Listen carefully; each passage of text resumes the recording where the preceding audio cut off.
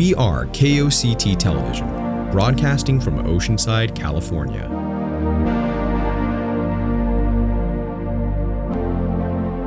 "40 years of KOCT on Channel 19.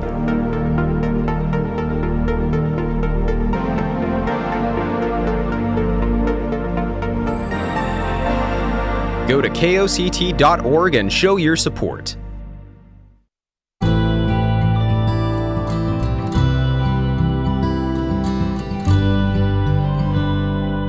Located hillside on Mesa Drive in Oceanside, Buddy Todd Park is known for its beautiful ocean breezes, established trees, and plenty of space. Developed nearly a century ago in 1929, it is Oceanside's oldest park. Originally named Parnassus Circle, it was later renamed in 1946 for John Buddy Todd, the first Oceanside resident to pass in World War II. Buddy Todd Park offers 19 acres of panoramic views, a multi-purpose field, picnic areas, restroom facilities, children's playgrounds, and beautiful walking paths. Buddy Todd Park is open from 6 a.m. to 9 p.m. Visit today.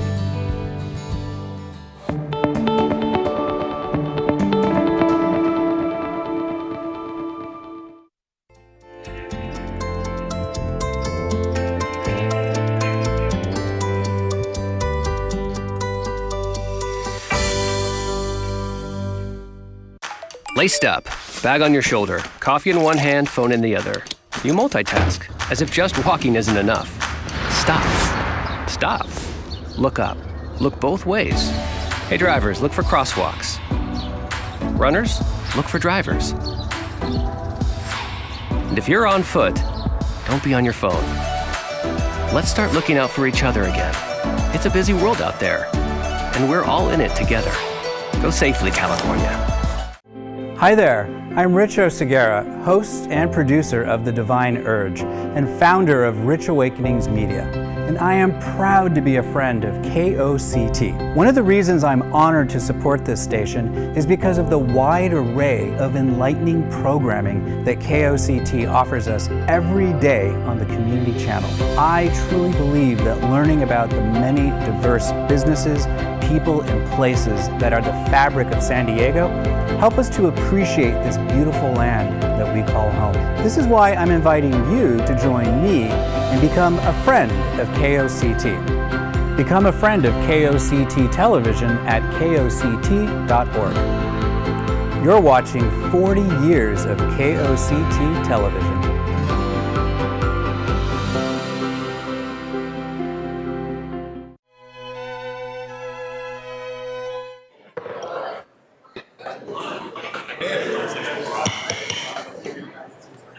Good afternoon.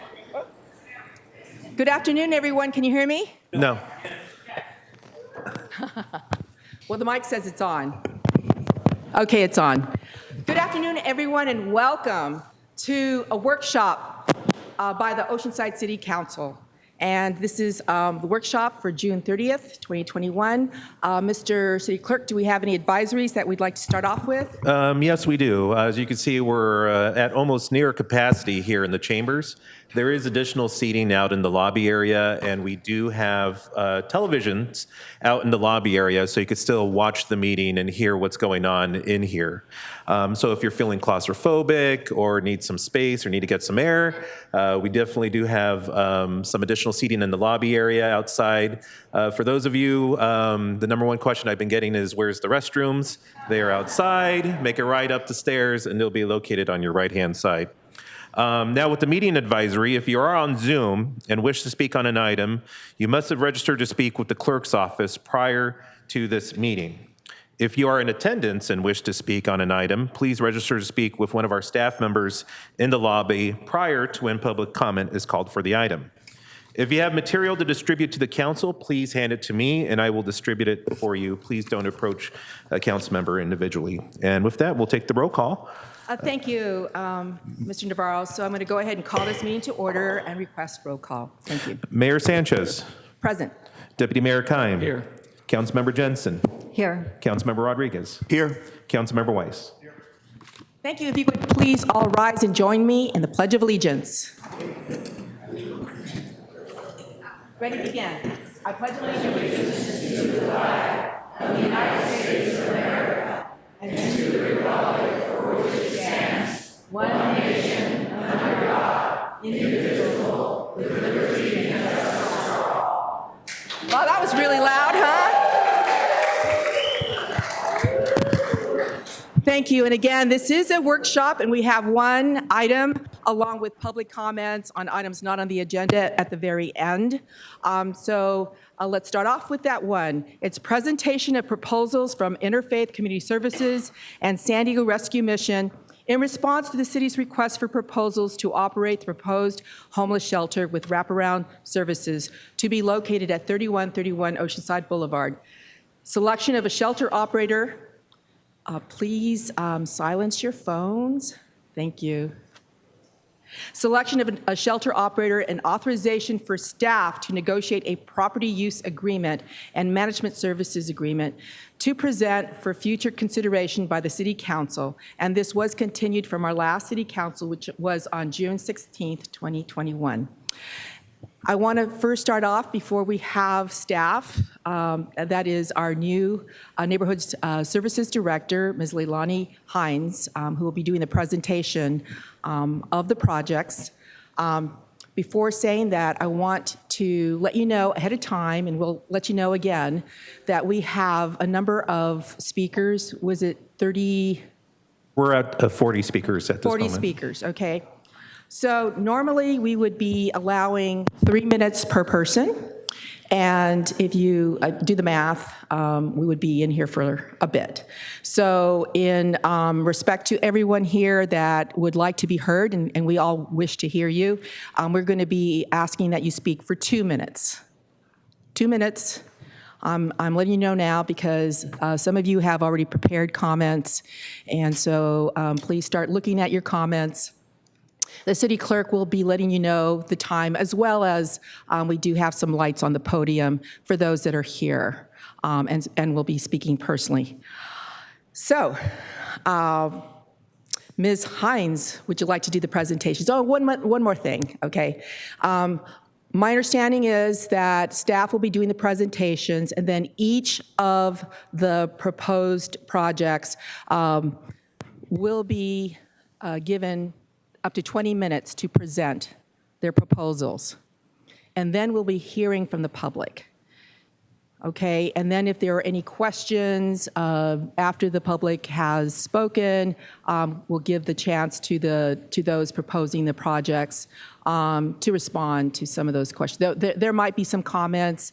I can't anticipate what, and we definitely want to make sure that we have exactly the right information about these two projects. So again, 2 minutes. Thank you for your consideration. And with that, Ms. Hines.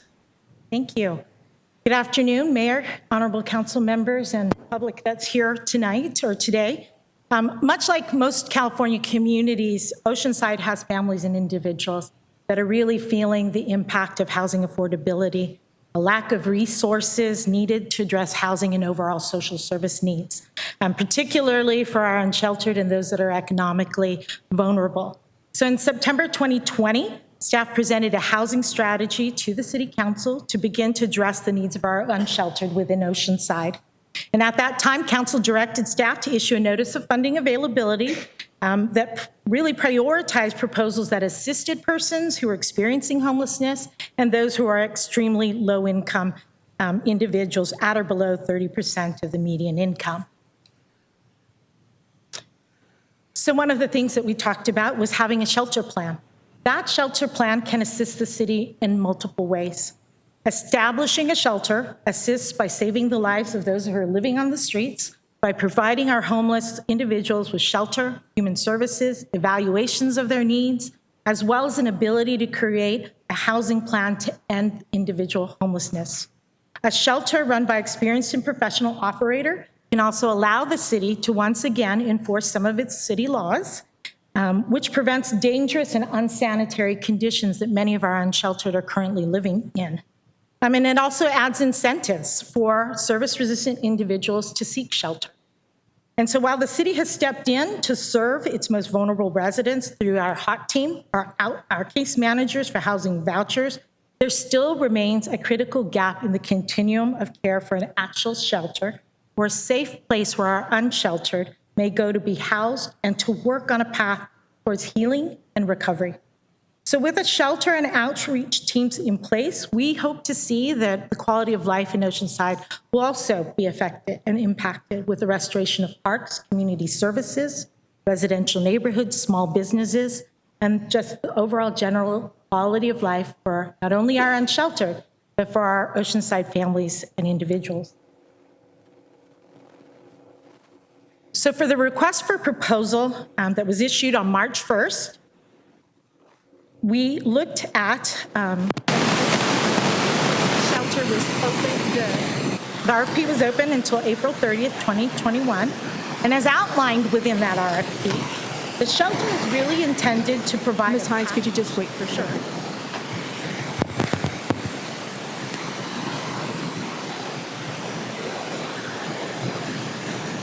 Want everyone to hear.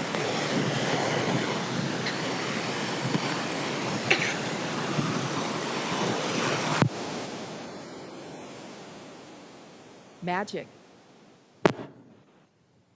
So as outlined within that RFP, the shelter and the goal of the shelter was intended to provide a pathway towards permanent housing, income, healthcare, and stability through continued care services to best serve the highest need we see out here in Oceanside from our chronic homeless, those that are suffering from mental health or addiction issues, that we prioritize day services being on site, somewhat of a closed campus, so that they can get the services on site.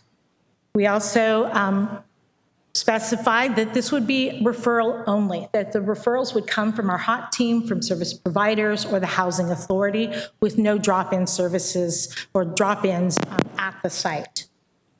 And lastly, that we were looking to house up to 50 beds or 50 persons at the shelter. So as also outlined within the RFP, our expectations for the provider were that they would identify and secure a facility in a suitable location, and that was somewhat already identified by the city on Oceanside Boulevard, so that it had minimal impact on the surrounding community and discouraged loitering. We're also looking for a provider that would be responsible for the construction of tenant improvements, including all pathways to that, from entitlements, permits, environmental clearance, design and construction.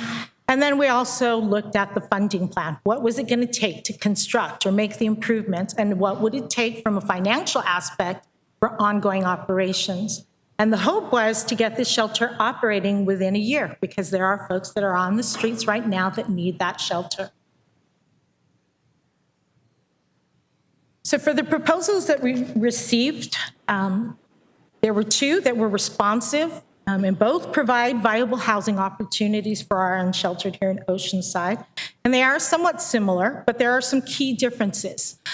They are both low barrier shelters. Some of the differences might be seen in the population served, with Interfaith Community Services as one of the responsive applicants, stating that they would serve adults over the age of 18 years old, and specifically with a subpopulation of chronic homeless.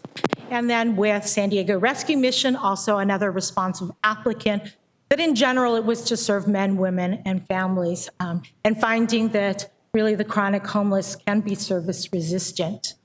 And then the length of stay was also another key difference between the two, with Interfaith showing that they would house people for up to 4 months, but typically the average stay is 90 days. And then with the Rescue Mission at 30 days.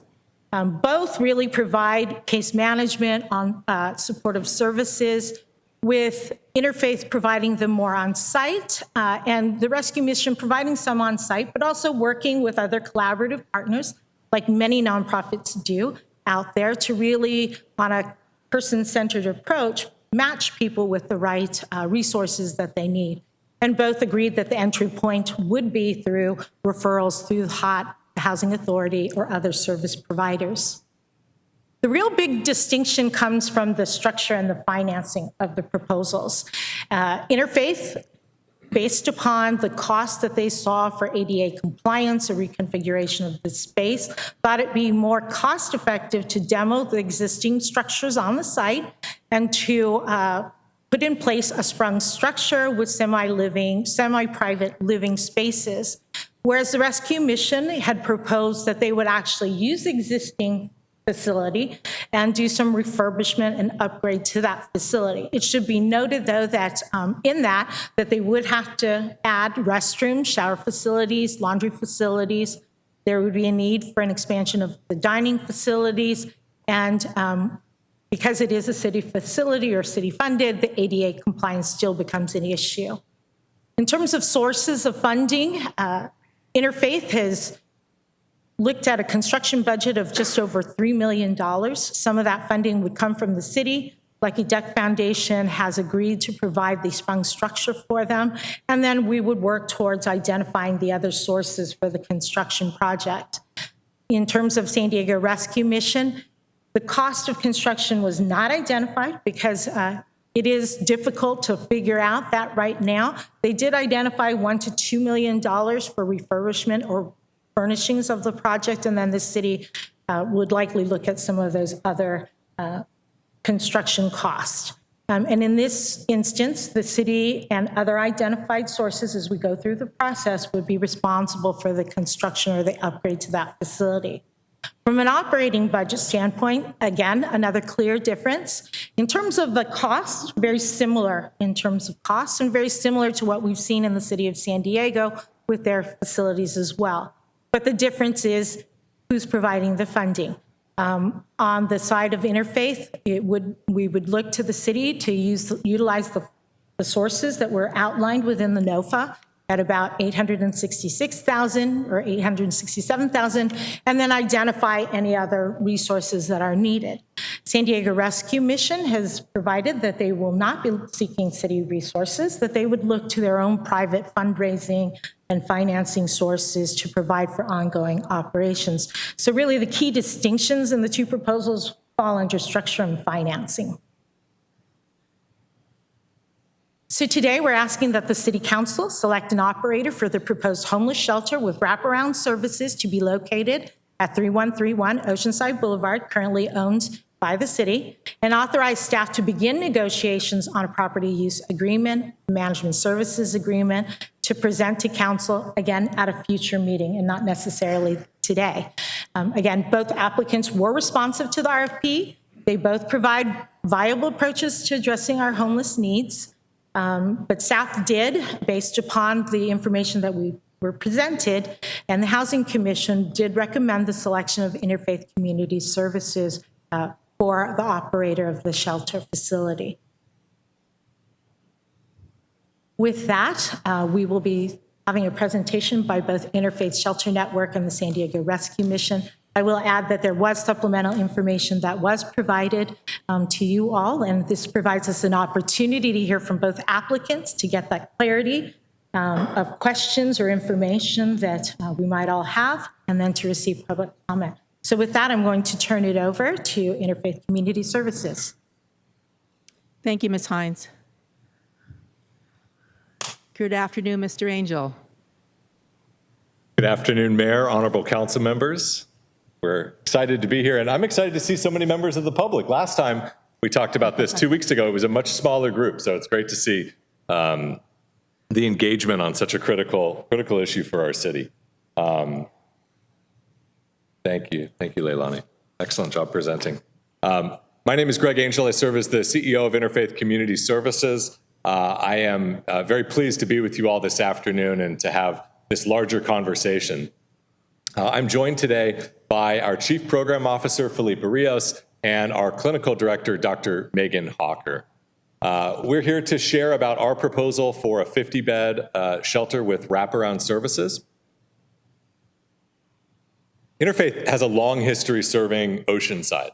We, in 2003, merged with an ecumenical organization that was at risk of going out of business, that brought different faith communities together to meet some of our most pressing needs here in Oceanside. And we worked with them to preserve their services, to refurbish their headquarters, and to open a larger coastal service center in 2004.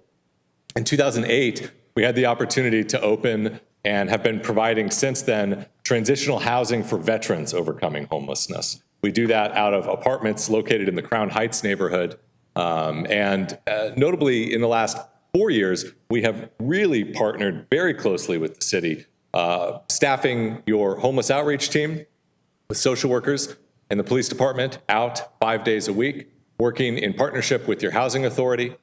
In 2019, opening a small bridge housing program, which council members, I have some outcomes to share with you today on. And then last year, amid COVID, opening a brand new shelter when a lot of other providers were not able to operate, helping people overcome homelessness amid global pandemic. Our service locations here in Oceanside are 5 times. You can see the maps here, and then you can also see the location of the proposed bridge shelter. 2 of these locations are already in partnership with the city at the Housing Authority and with the police department. Our volunteer leadership is comprised of Oceanside community leaders. Our vice chair and next chair of the board is Dr. Kadri Webb, who leads St. John Church here in Oceanside. The chair of our volunteer programs committee is retired Oceanside Deputy Superintendent Carol Brooks. We are honored and thankful for the partnership of 42 diverse faith communities here in Oceanside. Interfaith is proud to be one of the only organizations publicly committing to big goals around how many people we will help end homelessness for. Coming out of the hepatitis outbreak in 2017, we set a goal to end or prevent homelessness for 1,000 people. We surpassed that goal, more than doubling the amount of individuals we've been able to help the previous year in 2018 by helping nearly 1,200. Followed that up with a very successful 18-month campaign to help 2,019 people by the end of 2019. We're very focused on people and outcomes. So Leilani mentioned that one of the key differences is around the type of shelter. So it may be wondered by council and by public why on earth we would propose putting in a sprung structure and demolishing the current site. It was said in the staff report that it was difficult to get an estimate of the renovations. It was challenging, but Interfaith is very accomplished in renovation projects. We're renovating a large former motel site in Escondido currently, and we have a series of projects that we've done similarly. So we brought in our construction team. We actually laid out how the current school site would function best, in our expert opinion, as a shelter. We then got a very detailed proposal, prevailing wage proposal. It came out to be nearly $5 million. If you've completed renovations of old facilities, you know that that initial estimate is often a starting point for a larger amount. So our fear was that this cost is already cost prohibitive and would get larger. And ultimately, most importantly, the end product would not be adequate for our Oceanside unsheltered residents, many of whom are disabled and have accessibility challenges. To give you an example, in this layout, and I believe the rescue mission's layout is similar with the residences at a higher level. The school site is at multiple levels. So the orange shaded buildings, kind of the back of the site bordering Oceanside Boulevard, those are where the residences would be. A resident would have to get into a wheelchair lift just to use the bathroom at night under this scenario. We just don't think that's the right setup for the shelter. So we reached out to a team of experts who have installed pre-engineered structures all throughout the country, all up and down the West Coast. The president of the team that we've put together is actually up in Anchorage, Alaska right now, installing a 50,000 square foot structure, demonstrating the weather resistance of these sites. The total installation cost is fixed. It's not going to, we won't see unexpected increases like we fear we would see in the renovation of a building built in 1974. $3.1 million. It's not cheap, but we're not creating a standard just large tent. We're creating a sprung structure with semi-private living spaces, with space for community partners, with space that is inviting and accepting and attractive to the individuals who will be bringing off the streets and helping. We have a professional team ready to deliver on this project. We can deliver on this project and provide operations within 4 months, assuming we can get permitting through the city. It's a very quick turnaround, obviously a big big benefit to this is part of our proposal. Okay, so maybe one of the most important things, funding. How are we going to pay for this? We are not requesting a single dollar of general fund dollars from the City of Oceanside. The City of Oceanside has secured funding to be provided for homeless and housing services for operations. We propose utilizing those funds. On the capital side, we have supported the city's outreach for a federal allocation to support the construction. We will work with the city, if selected, to secure State of California home key funding, $3.5 billion in operational and capital funding that can be used for the project. We have the mentioned promise or commitment of consideration to give from Lucky Duck Foundation, and Interfaith has success securing county funding. The motel that I mentioned was funded with a $6 million contribution from the County of San Diego. We would work in partnership with the city to ensure that there are other funds that will pay for the creation of this proposed shelter here in Oceanside. Similarly, from an operational perspective, we are only requesting the operational dollars the city has already set aside for the program, $800,000 and change. I apologize for not having the number ready. We will work with you to secure additional funding for the remainder of the cost. Again, we have a proven track record of doing this. The Board of Supervisors recently unanimously approved the budget that includes a pilot project in North County to add 10 full-time mental health social workers to address homelessness. This is a fantastic addition. That effort was led by Interfaith Community Services and the Alliance for Regional Solutions, working with our North County mayors, working with Supervisor Desmond, working with our North County supervisors to bring this forward. We're very confident that we can secure both the operational funding to fill the balance of year one, but most importantly, you're looking long-term to fill and provide the operations longer term beyond year one, outside of general funds. We are not requesting any city general fund dollars. To talk about why we think our shelter proposal is best for all of Oceanside, I will turn it over now to our clinical director, Dr. Megan Hawker. Thank you, Honorable Mayor, council members.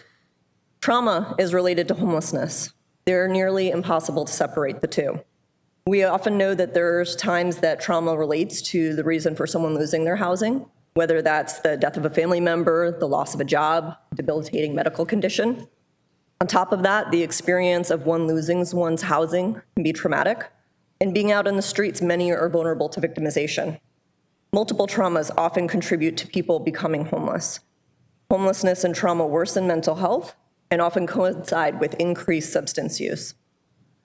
Convincing people to leave the streets and enter shelter is difficult. It's not necessarily that people want to live unsheltered, but it's the lesser of two evils to choose from. Low barrier shelters, which empower people to take control over their own lives and their own outcomes, are critical. Shelters must specialize in serving individuals with severe mental illness and addiction, including individuals unable to maintain sobriety and individuals that are currently unwilling to engage in mental health treatment. It is important for shelters to be inviting, with open space to support healing and stabilization, and individual privacy to promote dignity, self-control, as well as a sense of safety.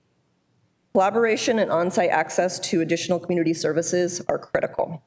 Our clients often have multiple barriers that need to be addressed, whether that's medical issues, getting IDs, access to documentation, and more. Many clients will need more than a 30-day stay to overcome homelessness in a manner which keeps them off the streets for good. It takes time to address multiple barriers and provide people with the stability that they need.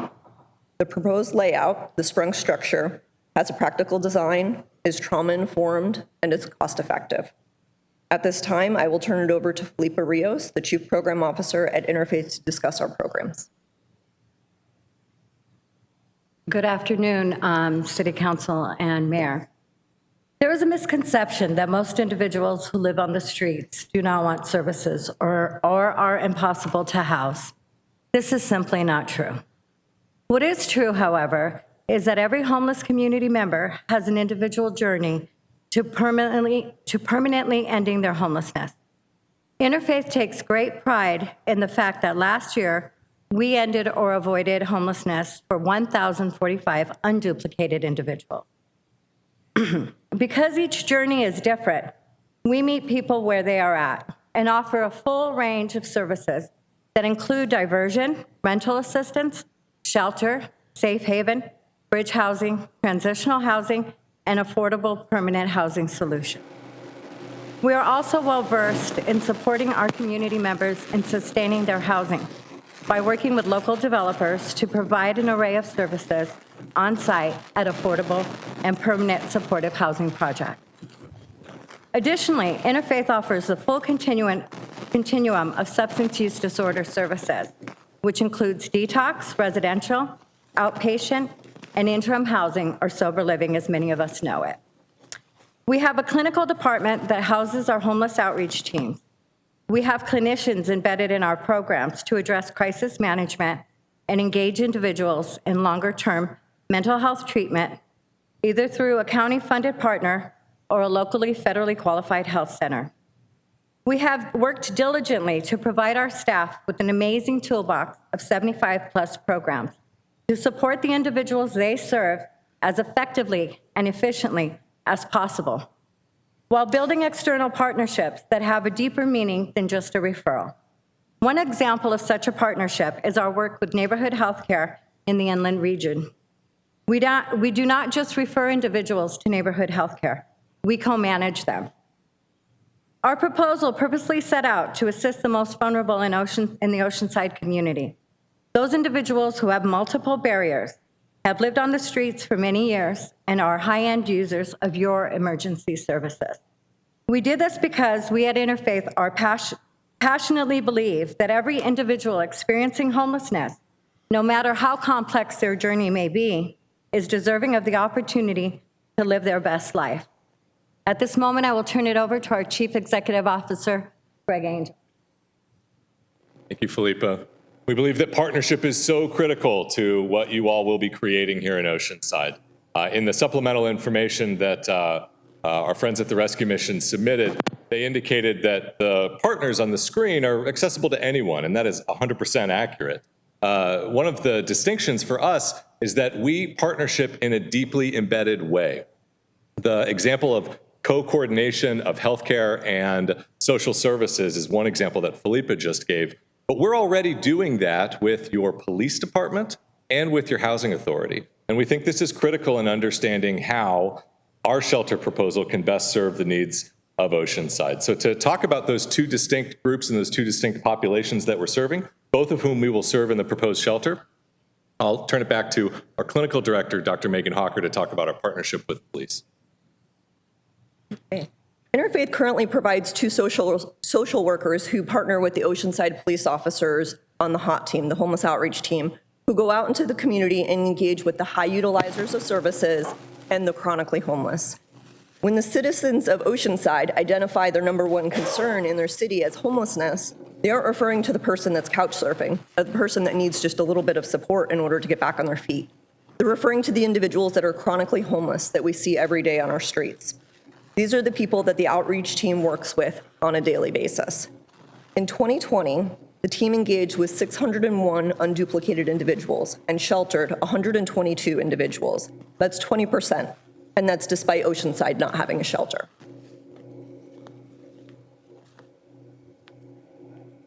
So as you have heard from my colleague, Dr. Megan Hawker, Interfaith's homeless outreach staff are currently embedded in your community and successfully serving the most vulnerable homeless Oceanside residents.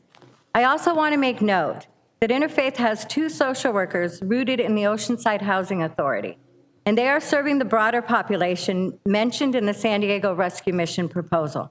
I am very proud to share with you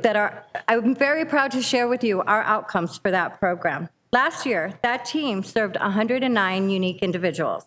Of those, 29% were diverted from entering or re-entering the homelessness services system. Another 57% of the homeless individuals served entered a permanent housing solution.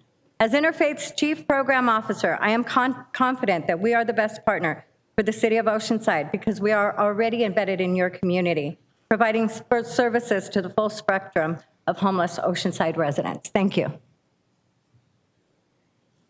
I mentioned that we are all about outcomes and accountability. and we wanted to share some of the outcomes that we've realized in the last 12 months, a pretty challenging 12 months, I'd say. This is specifically from June 24th of 2020 to June 25th of 2021. Our data systems are strong, and our tracking and accountability is excellent, and the outcomes are worth celebrating for the entire community. Last year, 1,045 people resolved their homelessness through different interfaith housing programs. Homeless prevention, so critical during this time. 614 people were able to maintain their housing and avoid homelessness. That's an 88% rate of success. We share the percentages because we know that that's often something people look at. We want you to be aware of them, but we really focus on people over the percentages. Here in Oceanside, our small bridge housing program, which has been active since October of 2019, has helped 40 individuals overcome homelessness. Our Oceanside Veterans Housing Program ended homelessness for 50 veterans, 50 veterans this last year alone.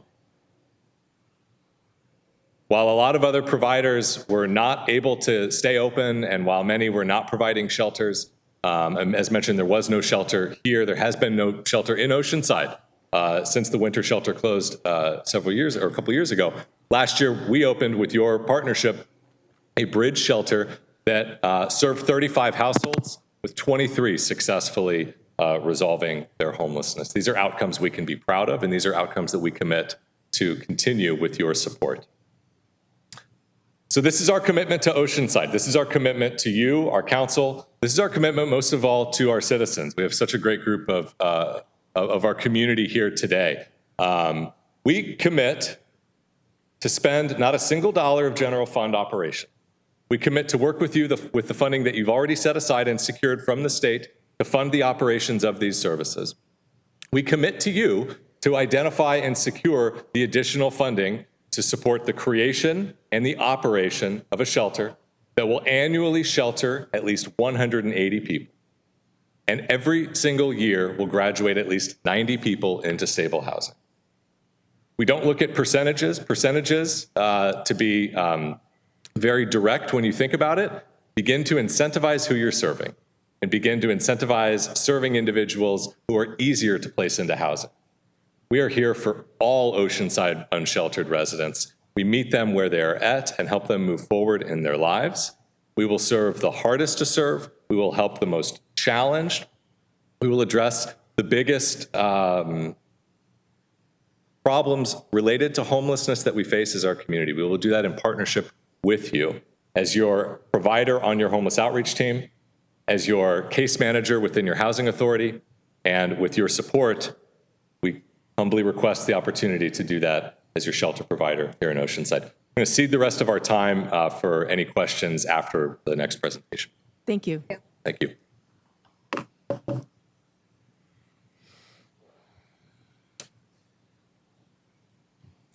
Next is Bread of Life, and in conjunction with the Rescue Mission, which has basically become an alliance as of about a year ago. Right.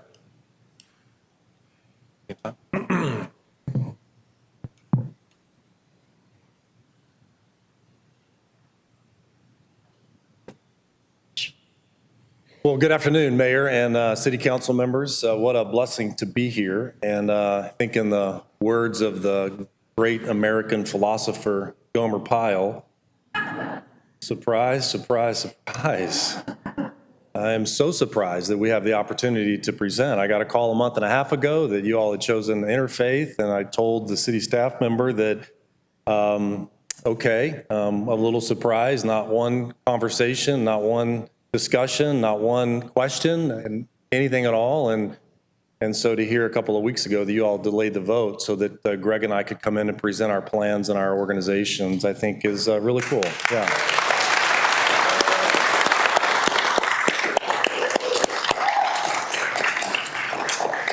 Says to me that there is a process and that it is integrous. And so I'm delighted to be here. I can tell you that for our folks up here in Oceanside and in North County, they've been dreaming about this day for a long time. We've been trying to figure out shelter beds for 30 years. It was about a year ago that we merged with Bread of Life because we realized that we could save money, that there was synergy, that there was alliances, and that we could do more together. And so it's been a delight for me to get to know all of our folks up here in Bread of Life. And I can tell you that this day in the chamber, they've been thinking about for a long time. As a matter of fact, how many of you served or supported or worked over at Bread of Life? Raise your hand. Yeah, thank you guys. And look, whether you all select us or whether you select Interfaith, just know that this really matters to this community. And I think it matters to both organizations because we truly want to get people off the streets. I had the opportunity to play college football, and I played in the National Football League. And I only tell you that because I want you to know in that world, winning matters. And you have to win. You're judged and evaluated by whether or not you won the game. Let's be clear. This issue is not something that we win. Not something that we win. It's been going on for a long time. I do believe, though, it's something that we can change. And I do believe it's something that we can impact. But if we're going to change the state of homelessness in San Diego, and if we're going to change the state of homelessness in San Diego, we've got to change the way we think. We got to change the way that we view this issue. And so I felt like with my time, I want you to know a little bit about the mission. I want you to know a little bit about our approach. And I'm going to bring up our VP of Programs, Paul's approach, so you can talk specifically about the Navigation Center. But to me, this is more about philosophy. Really about philosophy. What is it that you want to do? And why is it that you want to do it? We've been around for almost 70 years. We started because a couple of business guys started a soup kitchen in downtown San Diego. And that's just a part of our DNA. We don't look to government funding to solve all these issues. Matter of fact, I don't believe that homelessness is a government problem to fix. I think it's a community issue to address. And there's a whole...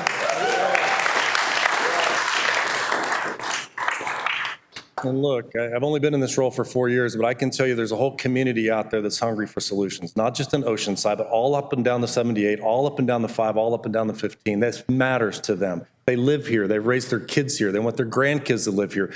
And if we don't do something about it, if we don't do something different, if we don't change the way that we view this, then shame on us. Then we had the opportunity to live here. That's what actually brought me to this position. I was 27 years with an organization. I just felt like I have taken so much from this state, so much from this county, so much from this city.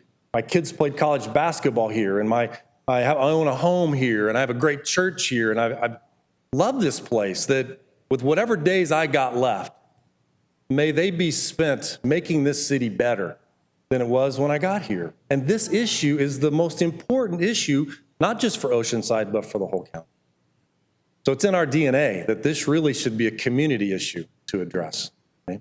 And so I think really what I want to challenge you with is what's your philosophy? I think there's two ways to look at this. There's a difference between meeting the needs of the homeless and addressing the needs of the homeless. And look, I'm all for meeting the needs. We started as a soup kitchen. We get that. But it's got to be more than a meal. It's got to be more than a shelter. It's got to be more than a medical van. It's got to be more than food distribution. If we're not doing the hard work of addressing the issues that are going on in a person's life that's experiencing homelessness, we're not changing anything.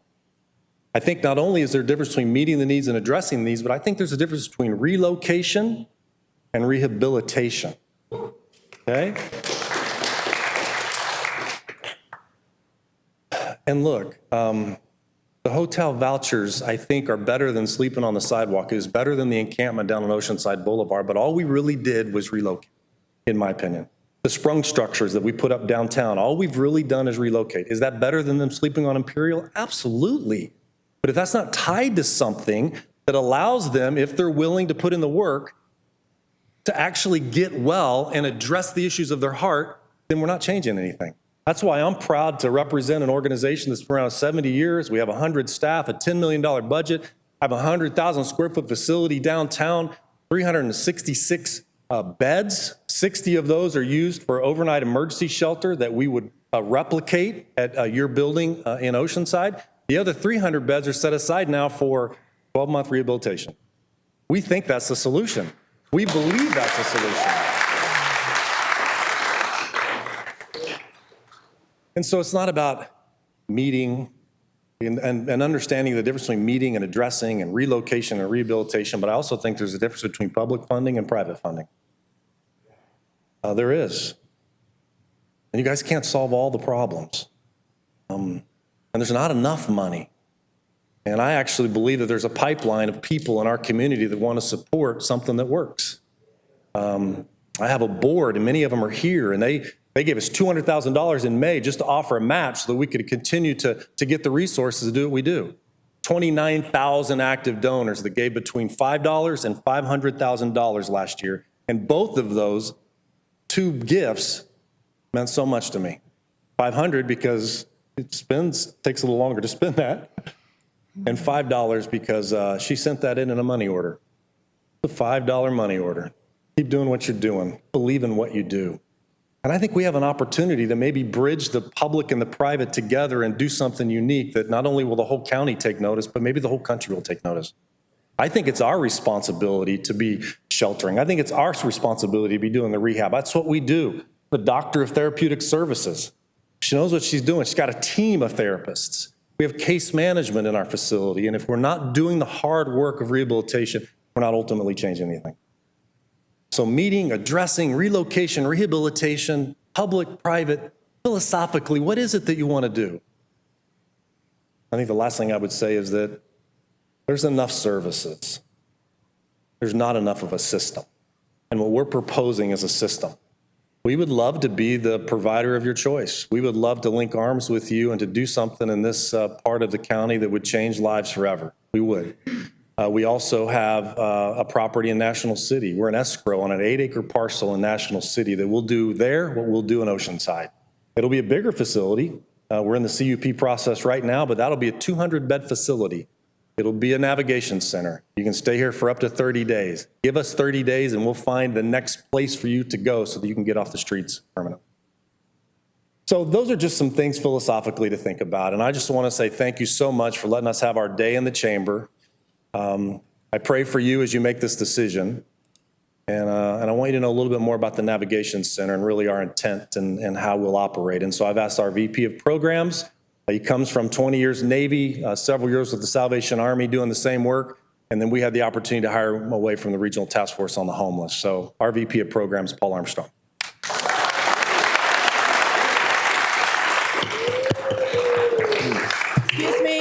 Excuse me.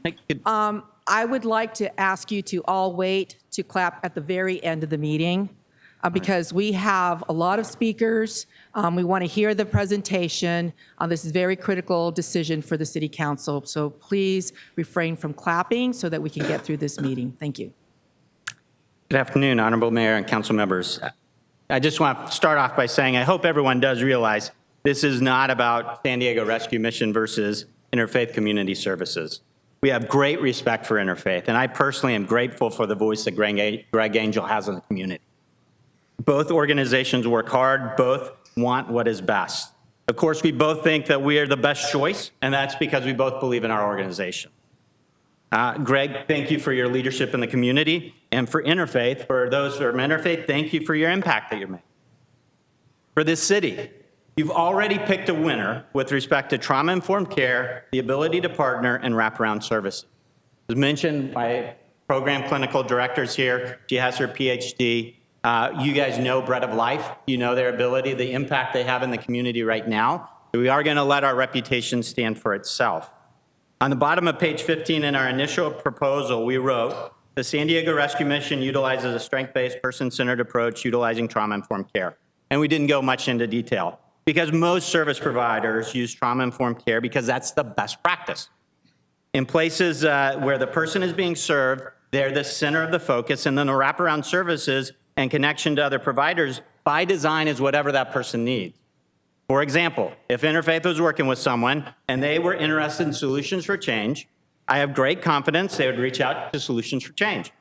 If we had someone and they said they were interested in the bridge housing operated by Interfaith, we would be reaching out to Interfaith. Both organizations live in a world of evidence-based practice and trauma-informed service models. We understand that this is a team sport. We could talk about our partnerships as well. The fact that Family Health Centers is actually located in our building downtown. That we actually have an integrated partnership with them for every one of our members who comes to our emergency shelter. That the San Diego HOT team regularly drops off. We could highlight that our outreach worker that now works out of Bread of Life received a phone call from your guys' HOT team. We get it. This is a team sport, and we know how to play with everyone else in the field, and we want to work together. So like I said, you've already picked a winner.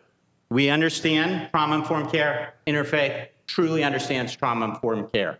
We understand wraparound services. Interfaith does a phenomenal job. We have a lot of partners. They have a lot of partners. You guys have a winner. So that's great. So now we can now have a conversation, I think, about what are those fundamental differences. And so the first one is the building. Yes, we are recommending refurbishment. Oh, there we go. We are recommending refurbishment. And yes, our cost estimate, we're to $1 to $2 million. Again, we do have some space also in doing construction work as well. We're right now accomplished a couple of major projects in our downtown location. We're doing the work at our location out in National City to do that. One of the things we did do in looking at that is we did modify our proposal to just having a portable kitchen, portable bathrooms, and laundry. I do think there is a way to work with that current structure. That's a legitimate point. I think that I appreciated what Interfaith offers. And yes, that is a decision point you guys will have to make. We do believe you can use the facility. We've designed and organized and probably did very similar work looking into how can we serve everybody? How can we serve families? How can we serve men? How can we serve women? How can we serve single parents? We were considering all of that. They were considering all of that. We just believe that we can actually do that with the facility that you guys have offered. Second is the population served. Now, we do want to say we're both low barrier models. Now, just again to drive that home, we operate a low barrier shelter in the city of San Diego. Yep, it has 60 beds and it serves women and women with children. We do very frontline work there. For that, it is a walk-in. We understand that this shelter would be a drop-in. In other words, we'd be taking referrals. Downtown San Diego, hi, I need a bed. Come on in. That's what we do down there. So we understand low barrier. So the Navigation Center will be open to all. And yes, part of our initial proposal was to say, hey, we want to have a landing spot that can be for men, women, and families, whatever those families look like or are made up of, because we believe that's going to be the most effective and serve the most people. I was glad to see Interfaith change there to replicate us and say, hey, we want to make sure you understand we're going to serve all. That's what we want this process to be. Let's sharpen one another. And so we believe if we do have a shelter, we want to make it easy. We want you guys to have a shelter in Oceanside and go if I need shelter, where do I go? Navigation Center. Great. I'm a family. We can serve you. I'm a single man. We can serve you. Whatever it is, we want to be able to have that open door so that we can serve you. Now, our 30-day model. Yes, it intentionally creates a sense of urgency. That's because shelter is not the goal. The goal is for people to thrive. Shelter is a landing spot. It's a triage opportunity to help someone take the next step forward. We love the fact that Interfaith has joined us in talking about outcome. We want to be held accountable. We want to talk about how we perform, and if we're performing well, great. And if we're not, let's adjust it so that we can be effective. Now, we did have proposed outcomes for the Navigation Center as follows. And I want to acknowledge, and I think that was a great point, Greg. Yes, I'm going to say percentages, but every percentage is represented by an individual. And we do get that. I think, again, both organizations truly understand that. I think we would both be able to highlight the members of our staff that roll up their sleeves every day and work with people who desperately need to be seen as a person and not as a statistic. So I am going to use statistics, but I also want to acknowledge I totally understand that they are individuals. So we want to say 65% positive exits. And I had 3 categories that I listed. I want to hit on each one of those. So 15% through diversion, 30% through connection to a longer-term program, and 20% by getting into housing. We set these goals based on outcomes we're actually tracking at our emergency shelter, and we want to be an outcomes-driven organization. So let's talk about those outcomes real quick. First outcome is diversion. Diversion is considered a best practice. Some COCs will see diversion rates of up to 20%. Diversion is trying to get a service immediately to get that person out of the homeless service system, not having to continue on in their homelessness. This is when we have things like family reunification, or when we're able to pay off a simple debt so that they can get back into housing. Diversion is considered a best practice. There's diversion training that happens in our continuum of care. And so with looking at what the research says, we said, hey, you know what? We can go with 15%. Second outcome is entry into a program. And oh, by the way, the vast majority of diversion can be done within 30 days. Second point is outcome into a program. Some people do need a program, whether that's drug and alcohol, or maybe it's one of our program, Mission Academy, a longer-term program. Again, entry into a program, let's hold ourselves accountable. That should be done within, you got it, 30 days. The third outcome is housing. When it comes to housing, it really doesn't matter what provider is selected. Both of us are going to have the same housing options. First is affordable housing provided by the Housing Authority. Love for you to take that $800,000 and put it towards housing. Second, market rate housing or some alternative housing such as sober living or independent living facility. Again, sober living, independent living facilities often can be acquired within 30 days. Third is a continuum of care resource through the coordinated entry system. Again, these resources are issued not on the provider. This isn't about the provider, right? It's based upon the community standards and the person experiencing homelessness. And those are our rapid rehousing dollars and our permanent supportive housing dollars. Housing is always a challenge. However, we believe that there's enough opportunities within 30 days that we want to push for that. Because again, we did not succeed because we got someone in shelter. We succeed when we get someone into housing. Funding, yes, you did read correctly. We're not asking for operating dollars. In fact, we're not asking for government dollars. Both organizations had about the same budget amount. And that is, as Donnie said, we do see this as a community problem. And we're putting our money where our mouth is. We want to partner with you, and yes, it will look differently. Let us come in and operate the shelter, and as I said, you take those dollars and invest them in housing. Again, one of the discussions around chronically homeless, we know this. This is why permanent supportive housing was developed. The best thing we can be doing is getting that person into housing with supportive services. They oftentimes need in-home supportive services. Oftentimes, those in-home supportive services are not provided at shelters because shelter's not the goal. Let's get them into housing. The chronically homeless need to be in housing. Let's invest our resources into that.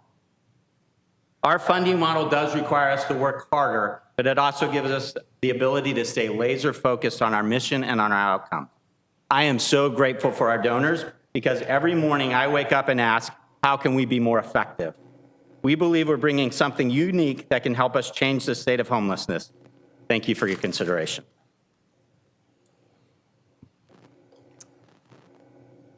So I got 1 minute and 34 left. Let me just summarize. I think the distinct differences between our plan and Interfaith plan are really 3 things. There's a funding component. We're not asking you for any money. We have a model in place where we raise that from our community, and talking to our board and our donors, we know that's something that we can do because it's that important to this community and to our county. Interface asking for government assistance to provide those services. Second thing is the building. I'm not guessing you bought that building because you thought you were going to tear it down. We think we can make it work. Didn't have a lot of time to get into the building. One of my board guys, Billy Rindler from Online Builders, got in it for a few hours on Monday. We tried to put something together that we thought would work, and we think we think that's a good plan. And not tearing the building down is the right next step. And then finally, it's how long do they stay in the shelter? We have a model in place already that 30 days, and we'll find you a positive exit. So, in closing, it's a big decision. Don't you want to be a part of the conversation 30 years from now, how bad the homeless problem used to be? And people will ask, what happened? Well, what happened was there was a city council and a mayor and a community that got serious about this issue. And we did something that made a difference. Thank you guys for your time. Thank you.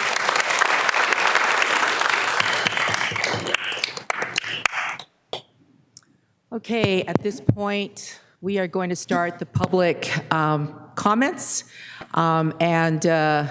Again, it's 2 minutes. After the public comments, I'll invite both applicants to make some final comments regarding any kind of potential, and please focus it on facts and not, anything other than that. So, which are we going to start with? We could go ahead and start with our members that are on Zoom. Okay, and that's how many? We have 10 speakers on Zoom. Our first speaker is Nanette Stam, to be followed by Bree Erb, to be followed by Barbara Gates. And again, you have 2 minutes. Once your 2 minutes are up, I will let you know that that is time. So our first speaker is Nanette Stam. And Yes. please, if you would, state the city that you're from. Thank you. Mrs. Stam, whenever you're ready. Yeah, good afternoon, Mayor and City Council members. My name is Nanette Stam. I live in Vista, and I'm the Chief Health Promotion Officer of Vista Community Clinic. And I'm speaking today on behalf of VCC, and we do operate 3 clinic sites in the city of Oceanside. On behalf of VCC, I would like to express our support for Interfaith Community Services and their proposal to create a 50-bed shelter and service center in Oceanside residents experiencing homelessness. VCC has a long history of partnering with Interfaith to provide comprehensive services to Oceanside residents. A prime example of this is our collaborative efforts to serve Oceanside residents in the Libby Lake area. We both provide services out of the Libby Lake Community Center and coordinate our efforts to ensure residents have access to both healthcare services and social services. VCC has also partnered with Interfaith to serve Carlsbad residents experiencing homelessness. VCC providing medical services, with Interfaith providing case management. We envision an even greater partnership in Oceanside if Interfaith's proposal is accepted. A unique aspect of Interfaith's proposal is a dedicated space for community providers to offer on-site services for residents. This will allow VCC to address the healthcare needs of shelter residents early and regularly, avoiding unnecessary and costly visits to the emergency department. Both VCC and Interfaith understand that addressing health equity and social determinants of health requires community collaboration and new models of service delivery, and we have worked for years to advance this work and hope to continue this effort with this new endeavor. Thank you for your time. Thank you. Our next public comment is from Bree Erb, to be followed by Barbara Gates, to be followed by Brianna Cardoza. And Bree, whenever you're ready. Hi, everyone. Okay. Hi, everyone. Thank you for your time. I'm here to speak a bit on harm reduction and low barriers. I suffer with a mental health diagnosis, and up until about 6 years ago, I was very unstable, going in and out of mental institutions for about 20 years.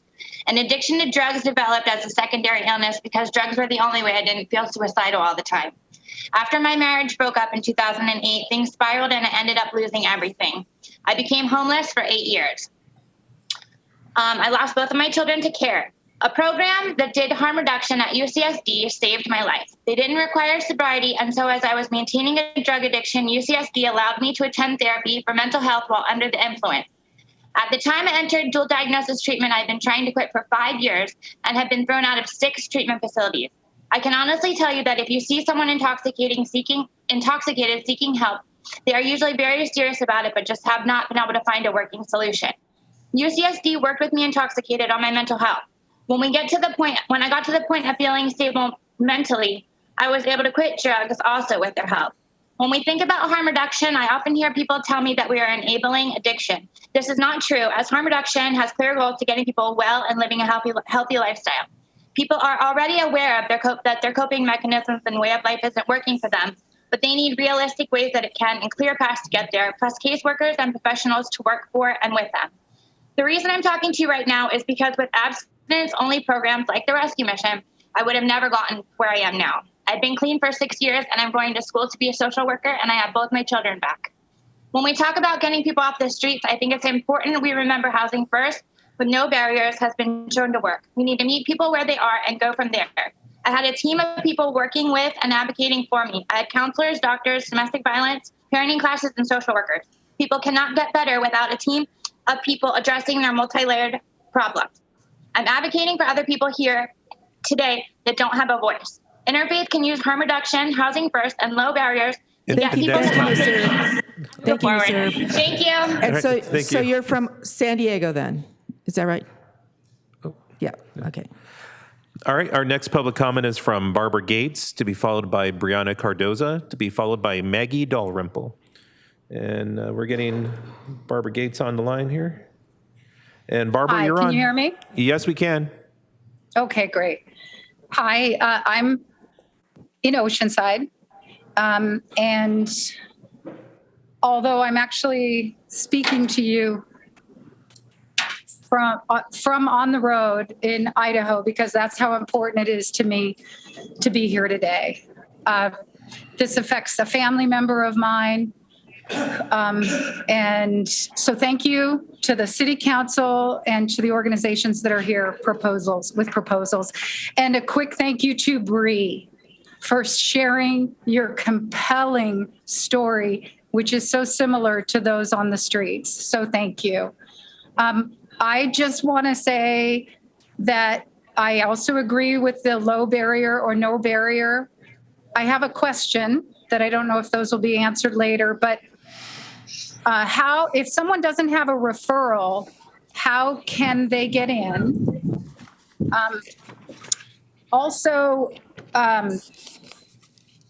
Let's see. So yeah, how would a person get in? What does it mean to the meaning of rehabilitation needs relocation? And also, what does it mean? I think that we're going to exclude people when we say if they're willing to do the work. And that's what I'm really concerned about is what do we do? What is the solution for those who are not ready and willing to come in? So I just want to plant a seed today. And that is that I believe that we need to designate areas similar kind of like to campgrounds or rest stops with sanitation and dwellings that are very, very minimal, and with access for police and services to come in. I ride my bike along the river. I see the homeless people. We all see the homeless people. They're not all going to come to these incredible facilities that are being talked about. And that's time, Barbara. Thank you. Thank you. Our next public comment is from Brianna Cardoza, to be followed by Maggie Dalrymple, to be followed by Nick Ritchie. We're getting Brianna on the line, and you're on. Thank you. Good afternoon. My name is Brianna Cardoza. I live in Oceanside, and I'm the Chief Business Development Officer for TrueCare, formerly known as North County Health Services.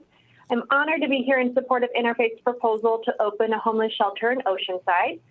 TrueCare is a community health center that provides healthcare services to 60,000 North County residents with several health center locations in Oceanside. Over the years, our partnership with Interfaith has grown as many community health needs increase. We're consistently looking for innovative ways to better serve our shared population, specifically by providing co-located services to do our best to bring services to the people that need it the most.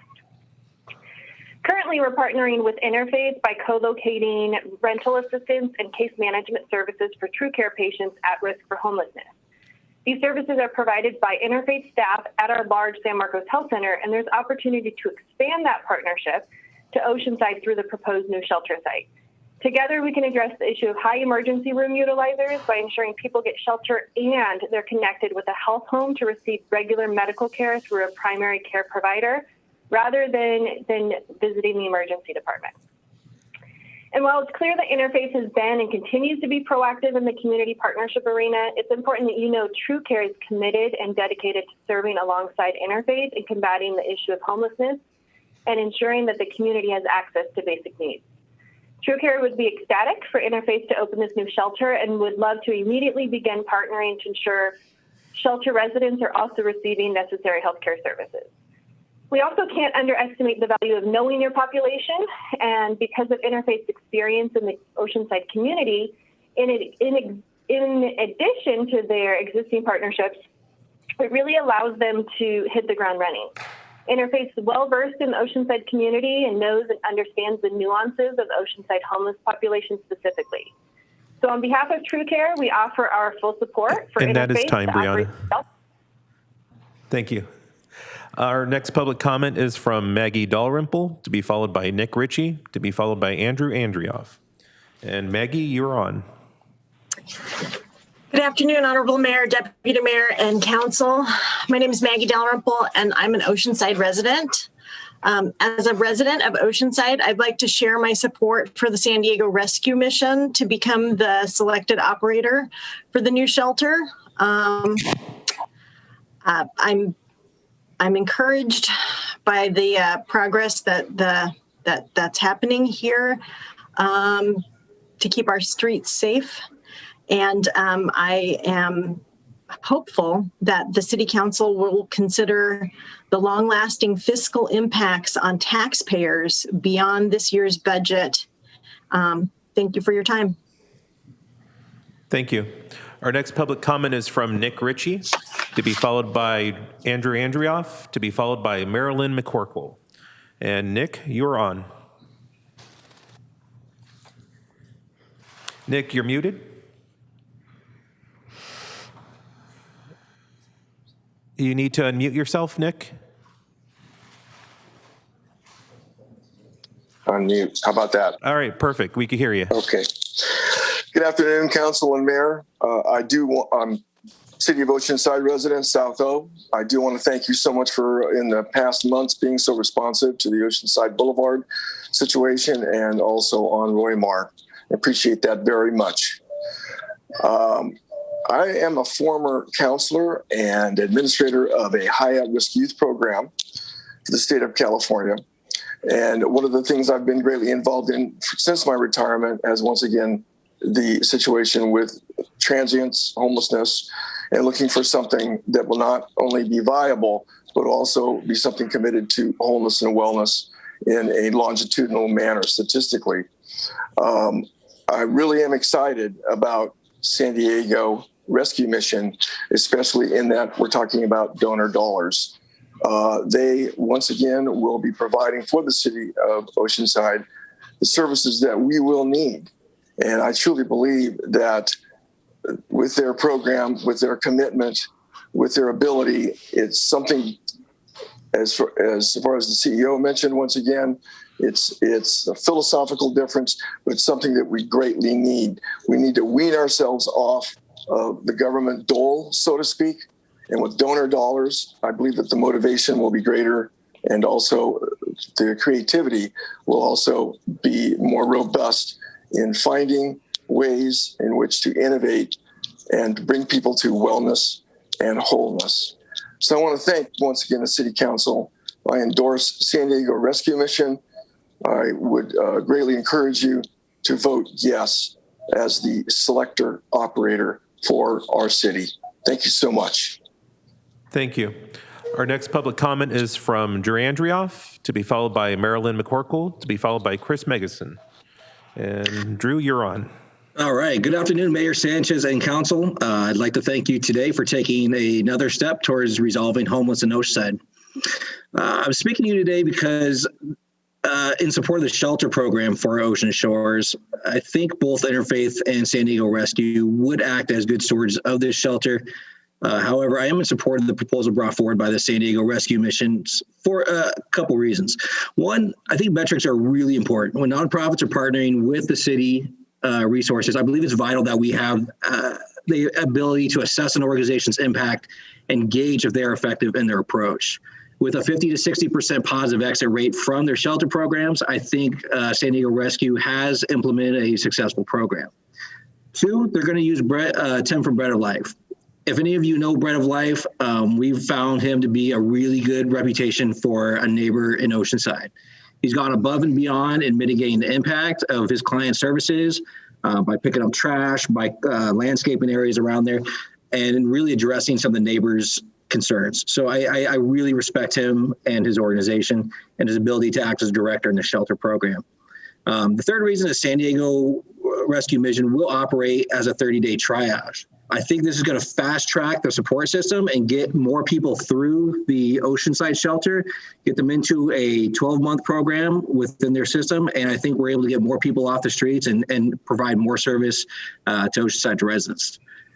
And most importantly is they're going to operate completely self-funded. I believe it's absolutely important for these organizations to have the ability to raise these funds, because this provides an accountability to their donors to achieve those results.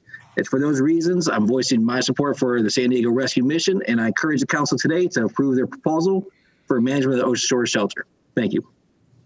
Thank you. Our next public comment is from Marilyn McCorkle, to be followed by Chris Megason, to be followed by Amy Cox. And Mary Lynn, you're on.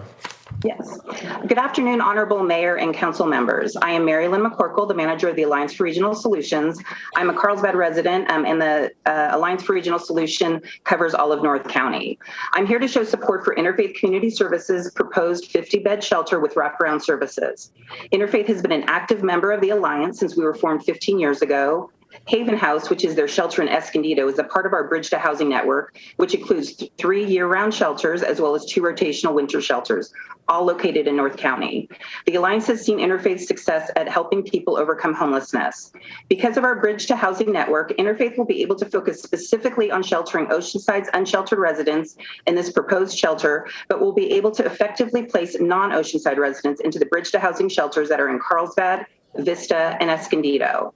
Interfaith staff members are active members in all of our working committees. Because of the collaborative nature of these groups, the Interfaith staff has formed many strong partnerships among the social service agencies across North County.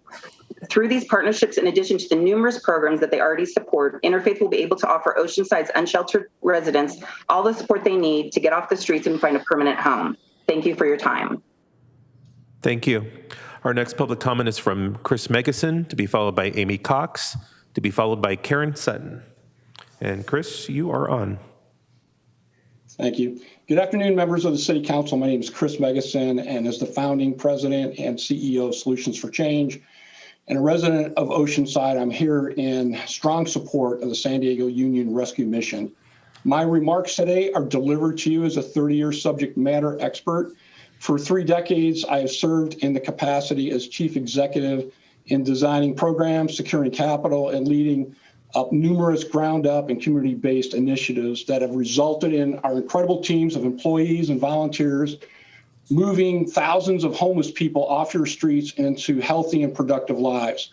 Like the rescue mission model, we have had dozens of published accounts in many national journals, but one of the latest published accounts of our impact was written about in the book American Spirit, which I thought was appropriate with our July 4th coming up, penned by Taya Kyle, widow of the deceased war hero Chris Kyle, whose service to our country is memorialized in the movie American Sniper.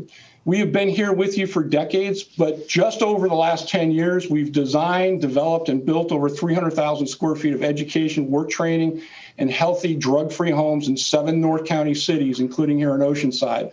These empowerment-based programs have given over 600 homeless parents and children on a daily basis a real chance to recover and thrive. Also, in the past 10 years, we've had a First Lady of the United States, a Secretary of State of the United States, an NFL pro football superstar, Mr. Primetime himself, turned philanthropist, and the nation's most decorated veteran heroes travel here and speak directly to the efficacy and the impact of approaches that solve the root causes of homelessness, like what you will hear today and what you've already heard today from those that have transformed their lives through the solutions and rescue mission models. I say this to you because I want you to hear that the people of Solutions for Change are not only subject matter experts in the space of homelessness solutions, we're subject matter experts with and for the people of Oceanside. I speak for every one of them. And that's time. And for the many of the thousands of volunteers and donors who invest their heart, energy, and resources. Thanks, Chris. Sorry about that. 2 minutes goes by really, really fast. Our next public comment is from Amy Cox, to be followed by Karen Sutton, and then we'll move on to our in-person speakers. So, Amy, you are on. Thank you, Honorable Mayor and members of City Council. My name is Amy Cox. I'm the Chief Impact Officer for the Regional Task Force on the Homeless. I am here to support the recommendation to select Interfaith Community Services as the city's operator for the proposed shelter with wraparound services. The task force exists to reduce and end homelessness in the San Diego region. We advanced evidence-based and best practices drawing from local data and experience as well as national expertise. We believe that homelessness can be ended. We believe that everyone is housing ready and people can be successful in housing with the right supports. So thank you for committing to solutions centered around housing. Our leadership supports the ICS proposal for several reasons. It's truly low barrier. People can enter without preconditions, such as sobriety or treatment or service participation requirements, and they can be served for 4 months. This is important because it offers people an opportunity to stabilize and empowers them to find a path that meets their needs, not a prescribed 30 days, which is not a time frame supported by regional data. They are proficient in permanent housing placements. They operate more than 100 units of housing and provide services at other permanent supportive housing complexes throughout the county. And they are accountable. They enroll their clients in the Regional Homeless Management Information System, which allows our region to track performance and better understand local needs and dynamics among people experiencing homelessness, as well as measure the performance of our approaches to preventing and ending homelessness. So again, we ask that you accept the recommendation of staff and the Housing Commission and award a contract to Interfaith Community Services. Thank you. Thank you, Ms. Sutton. Are you San Diego? Do you reside in San Diego? I reside in San Diego. The Regional Task Force on the Homeless serves the entire county of San Diego. Great, thank you. Thank you. Thank you. Our next public comment is from Karen Sutton, and then we'll move on to our in-person speakers, starting with Jack Feller, to be followed by Katie Taylor, to be followed by Susan Custer. And Karen, I believe we have you on Zoom, and you're ready to go. I am ready. Thank you, Honorable Mayor and Council members. I'm Karen Sutton, here today as President of the League of Women Voters, North County, San Diego. I'm a resident of Encinitas. The League is here today to urge the Council to act today. As we've heard, the Neighborhood Services staff recommendation presented at the June 16th City Council meeting was developed following a competitive process, which began March 2nd and was extended to April 30th. Based on the staff report and recommendation, the Housing Commission voted to recommend that City Council approve the staff's recommendation to appoint Interfaith Community Services as the operator of the proposed shelter. Further delay jeopardizes critical funding and potentially exposes the city to increased costs associated with implementing the shelter. Importantly, it delays the implementation of essential services to members of our community who are homeless or about to become homeless and meeting their basic human needs. Hundreds of people are living without permanent shelter, with many living on the streets, impacting their well-being and creating ripple effects throughout the community.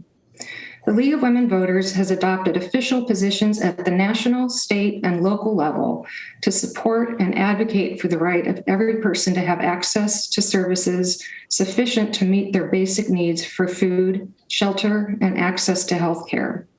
We urge the Council to act today to approve the staff recommendation and authorize staff to finalize the contract with Interfaith Community Services. These urgently needed services cannot be delayed. Thank you for your time.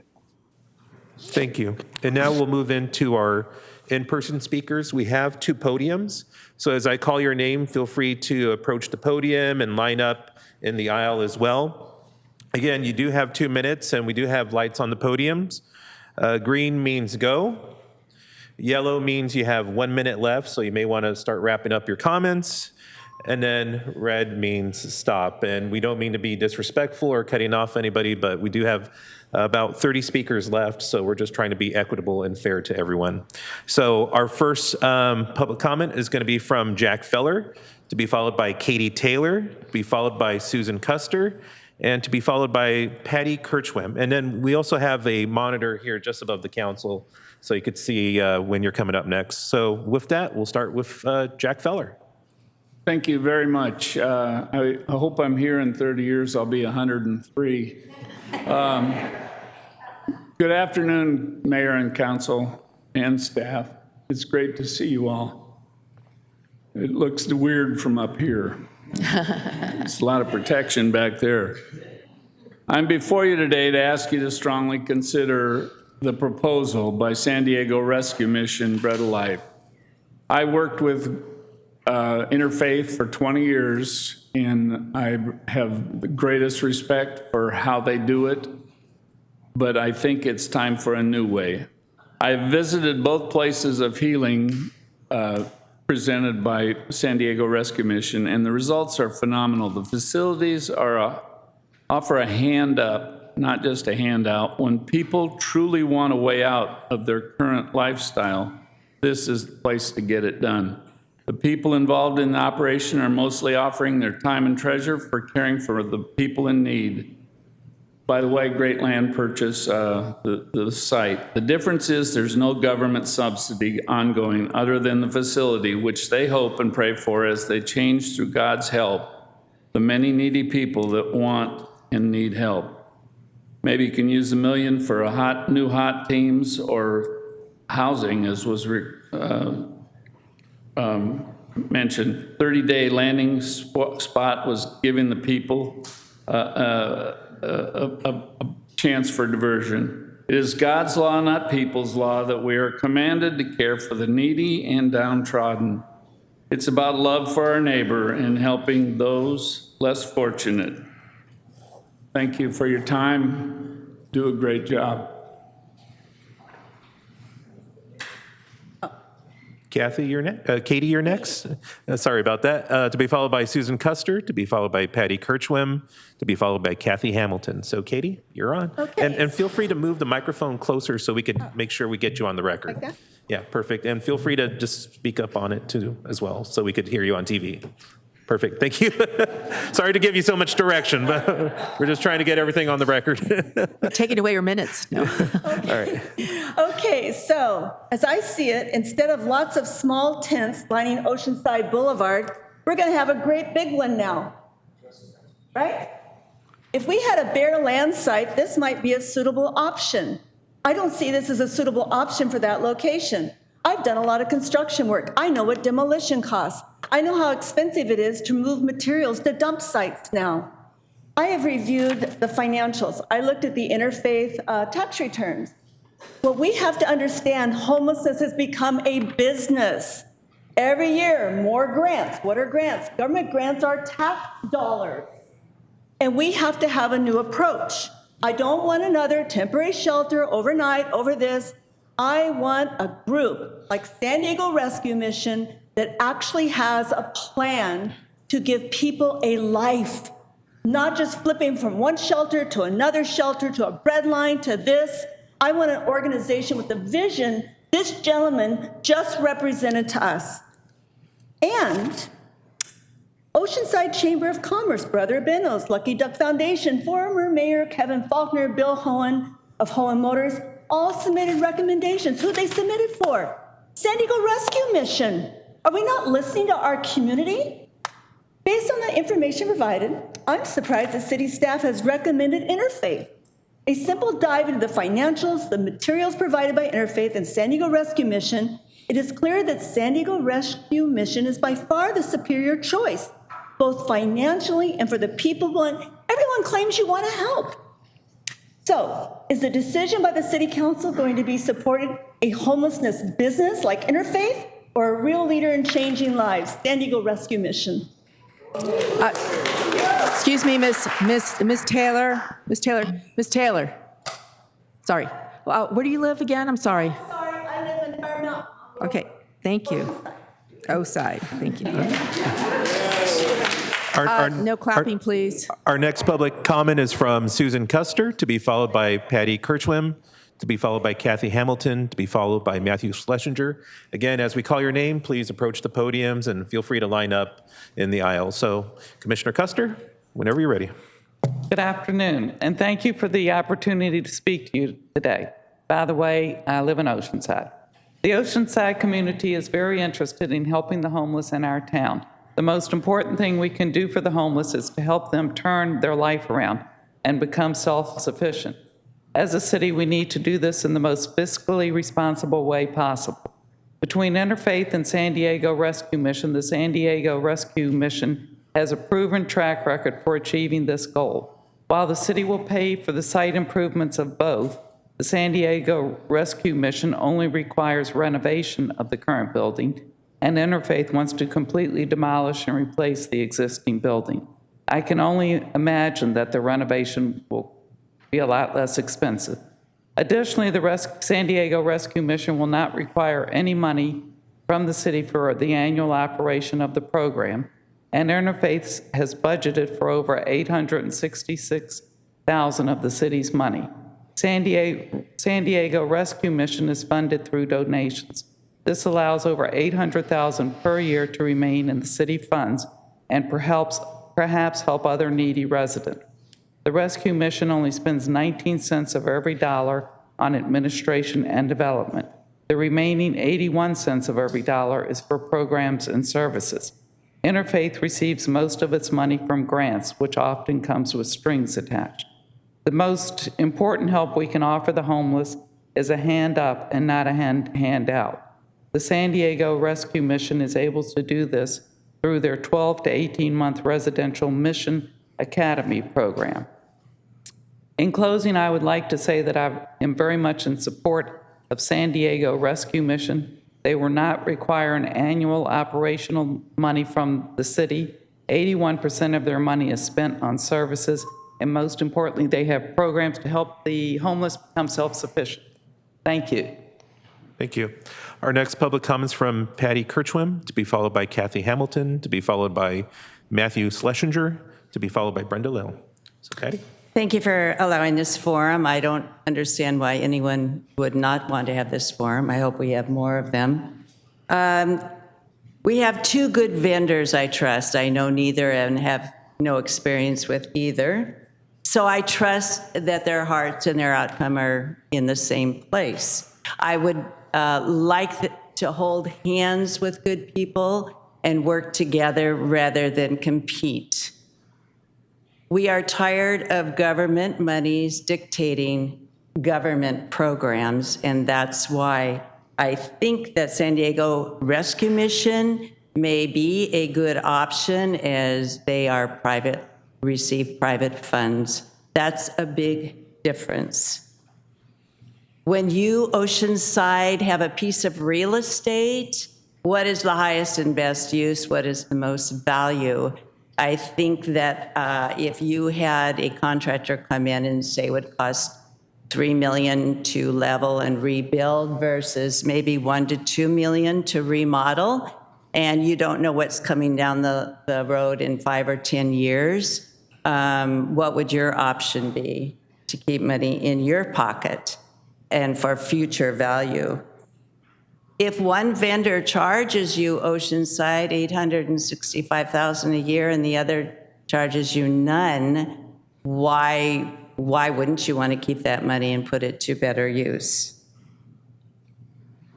I think a big factor, just looking, since I don't know the vendors, is looking at the outline. I think a little misleading perhaps is the length of stay by each service. One is up to 4 months, an average of 90 days. The other, San Diego Rescue Mission, is 30 days. So it sounds like you're not getting the services done. But I would rather have 600 go through off the streets in a year than 200. Thank you, Ms. Kirschwin. And you reside in? Oceanside. Oceanside. Kathy, you could start. Good afternoon, Mayor and council members. Thank you for the opportunity to speak in concert with the many here in Oceanside who are concerned about the homeless problem in our city.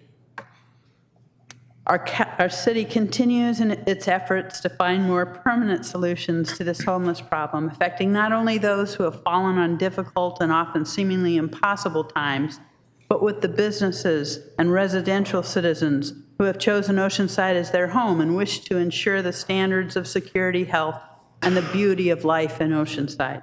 We realize the efforts must be effective and customized for our own community, and appreciate the continued focus on finding options that can and will offer solutions, not just temporary housing. Purchasing the North Shores complex on El Camino Real and Oceanside Boulevard is another step in the right direction. The council rightly voted to use privately donated funds and other funds on hand so we could keep the program flexibility as we move forward. To that point, I wish to voice the option or the opinion that we contract with San Diego Rescue Mission to oversee the running of this facility. They don't take the federal funds and have donors, both large and small, from around the county and state. Some other reasons, bullets, for choosing San Diego Rescue Mission: they know the game and have been offering services in San Diego since 1955 and have been constantly working to improve and grow their outreach to men, women, children, LGBTQ client base, and educational services. They give the most for our dollar. They give us the most for our dollar and to the homeless, and won't require bulldozing the current facility and building new from the ground up, as does the federally funded Interfaith. They have proven programs, excellent track record, and we're not losing the fine relationship we already have with Interfaith. Thank you. Thank you, Ms. Hamilton, and you reside. Thanks. All right, Mr. Schlesinger, you could start. Hello, my name is Matthew Schlesinger. I'm a resident of Oceanside. I pastor Grace Church in Oceanside, really close actually to the proposed site for the potential shelter. So I'm kind of interested in how this is going to work, being that it's in our backyard and we have a mission to help and to serve the city. And I want to partner with the operator that does that regardless of Interfaith or San Diego Rescue Mission. I think they're both great options. I don't envy your spot to make the decisions. I personally don't have a dog in the fight. I've got people in our congregation that partner with both. I would like them to continue going to my church. Very politic of you. I should be over there. But I think they're both wonderful, and we would commit to partner with either one. And I value both of what they bring to North County. I share the sentiment of, I think, many Oceansiders that desire Oceanside to become beautiful, stay beautiful, safe, and to, most importantly, be helping these people with long-term help. Not a Band-Aid, not something that will enable the problem or just be a quick fix, but I would urge the council to strongly look at which of these has the strongest track record of long-term help that is not some pipe dream, not experimental, not theoretical, but actually in reality has a track record and history of helping people make a transition for change. My final thought would be I have great concern with the financial issues I'm sure many are going to have. When I look at that financial report, I can't get past the distinction and massive difference in the expenses. I respect the city staff, but I would listen more to the taxpayers of Oceanside. Thank you. Thank you. Our next public comment is from Brenda Lil. I apologize if I mispronounced your last name. No, you got it perfect. Thank you. Wonderful. To be followed by Brittany Powers, to be followed by Julie Stirk, to be followed by Nancy Sublett. And again, once I call your names, please start beginning to approach the podium. So Brenda, whenever you're ready. Hi, thank you for having me here today. And my name is Brenda. I currently reside in Vista. I was an Oceanside resident 2.5 years ago. I had a Section 8 voucher. I was living there with my daughter and at one time my son. And unfortunately, having housing didn't really do anything for my disease. I have PTSD coupled with alcoholism, which rears its ugly head whenever I'm in trauma. I will tell you, I have been through every single type of treatment program. All through the years, I've had multiple interventions by child welfare. It could have been one of these police officers here that took my daughter away a couple of years ago. It took a program that I had to walk in and leave all my old vices at the door.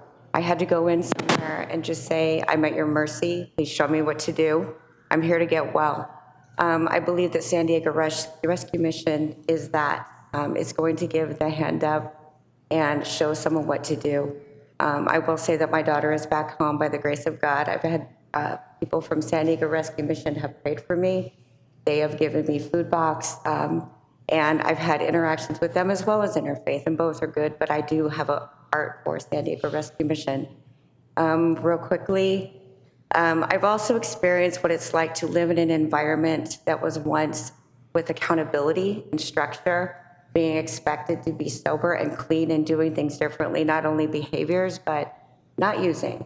And I've also seen the flip side of that, where once the accountability is released, I'm living in a place where I don't feel as safe. My daughter doesn't feel as safe, and I don't know what's around the corner. And I will say that we have multiple generations that we owe this to, not only just us. Thank you. Our next public comments from Brittany Powers, to be followed by Julie Stirk, to be followed by Nancy Sublett, to be followed by Gwen Holm. And Brittany, you could start. Yes. Good afternoon, Council, Ms. Honorable Mayor. My name is Brittany Powers. I reside in Vista, California. I'm here today to share some personal experiences I've had with housing programs that have no accountability with their residents. I was in full-blown addiction in my apartment provided by state funding.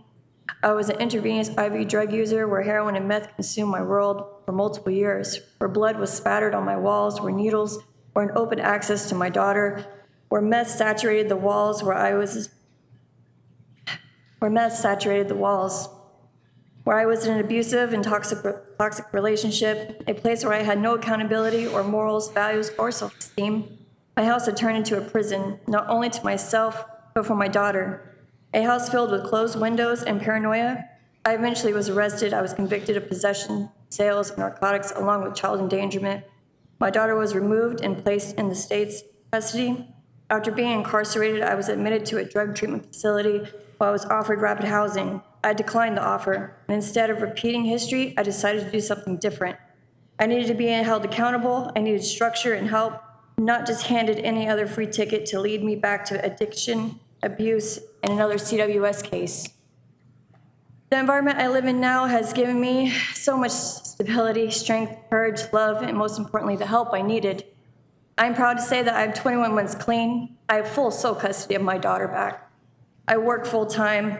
I'm being equipped with the tools and accountability to not become that addicted mother that once hid in her house with a needle in her arm, a free handout from housing that almost killed me. I am in full support of the San Diego Rescue Mission, and thank you for your time and consideration. Thank you.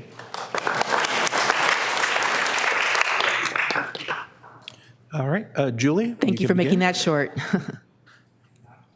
Good afternoon, Mayor Sanchez and council members. My name is Julie Sturck, an Oceanside resident, registered voter, and family member of one who could have benefited from the wraparound services center in Oceanside like San Diego Rescue Mission.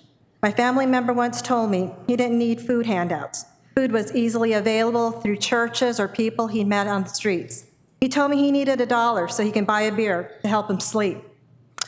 That little statement changed the way I perceive the homeless community, and now I hope it changes yours. This young man, hooked on drugs for years. His family member went through the process of life with an addict. They tried loving him through it, tough love approach. They begged and pleaded with him to get help. They went through agency after agency, town after town, looking for help. It was then this young man was kicked out of his family home and onto the streets. They contacted Interfaith, as someone suggested. So off they went. However, Interfaith was closed. When the family member finally reached the facility during working hours, they were greeted nicely and only given paper handouts or referrals. This is not to denigrate Interfaith. I'm sure they have helped numerous individuals. This was just the family's experience. I'm happy to report this young man finally got help and needed through an agency similar to San Diego Rescue Mission. He no longer is homeless or addicted to drugs. I feel Interfaith Community Service, I'm looking at the time, I'm sorry, helps individuals, which is a good thing. However, it's my belief Oceanside needs a fresh new start, new ideas to get our homeless population who are longing to get off the streets and find purpose is best met through San Diego Rescue Mission. Signed, the mother of the homeless young man. Thank you. Our next public comment is from Nancy Sublett. Yes, thank you. Honorable Mayor, council persons, I came to the June 16th meeting to witness the passage of the city's first concrete action toward to help the people without the home by creating a shelter. The city had defined what they were looking for, went out to bid, the staff studied the response, and made a recommendation to accept the Interfaith Council proposal. When a governmental body does not accept staff recommendation, it makes me wonder, what don't I know? The only real concern I heard expressed at that meeting was that the city already had too many contracts with Interfaith. If an organization is able to meet multiple needs of the city, why is this a problem? Having multiple contracts could be a benefit for closer working relations and improved communications.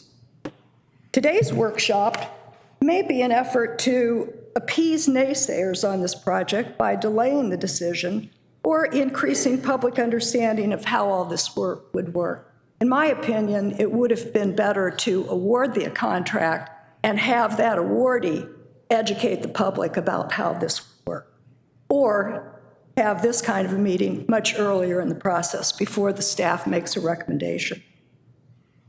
Council members have both proposals, so I'm not clear on what we're doing here today, but hope it will not result in any further delay.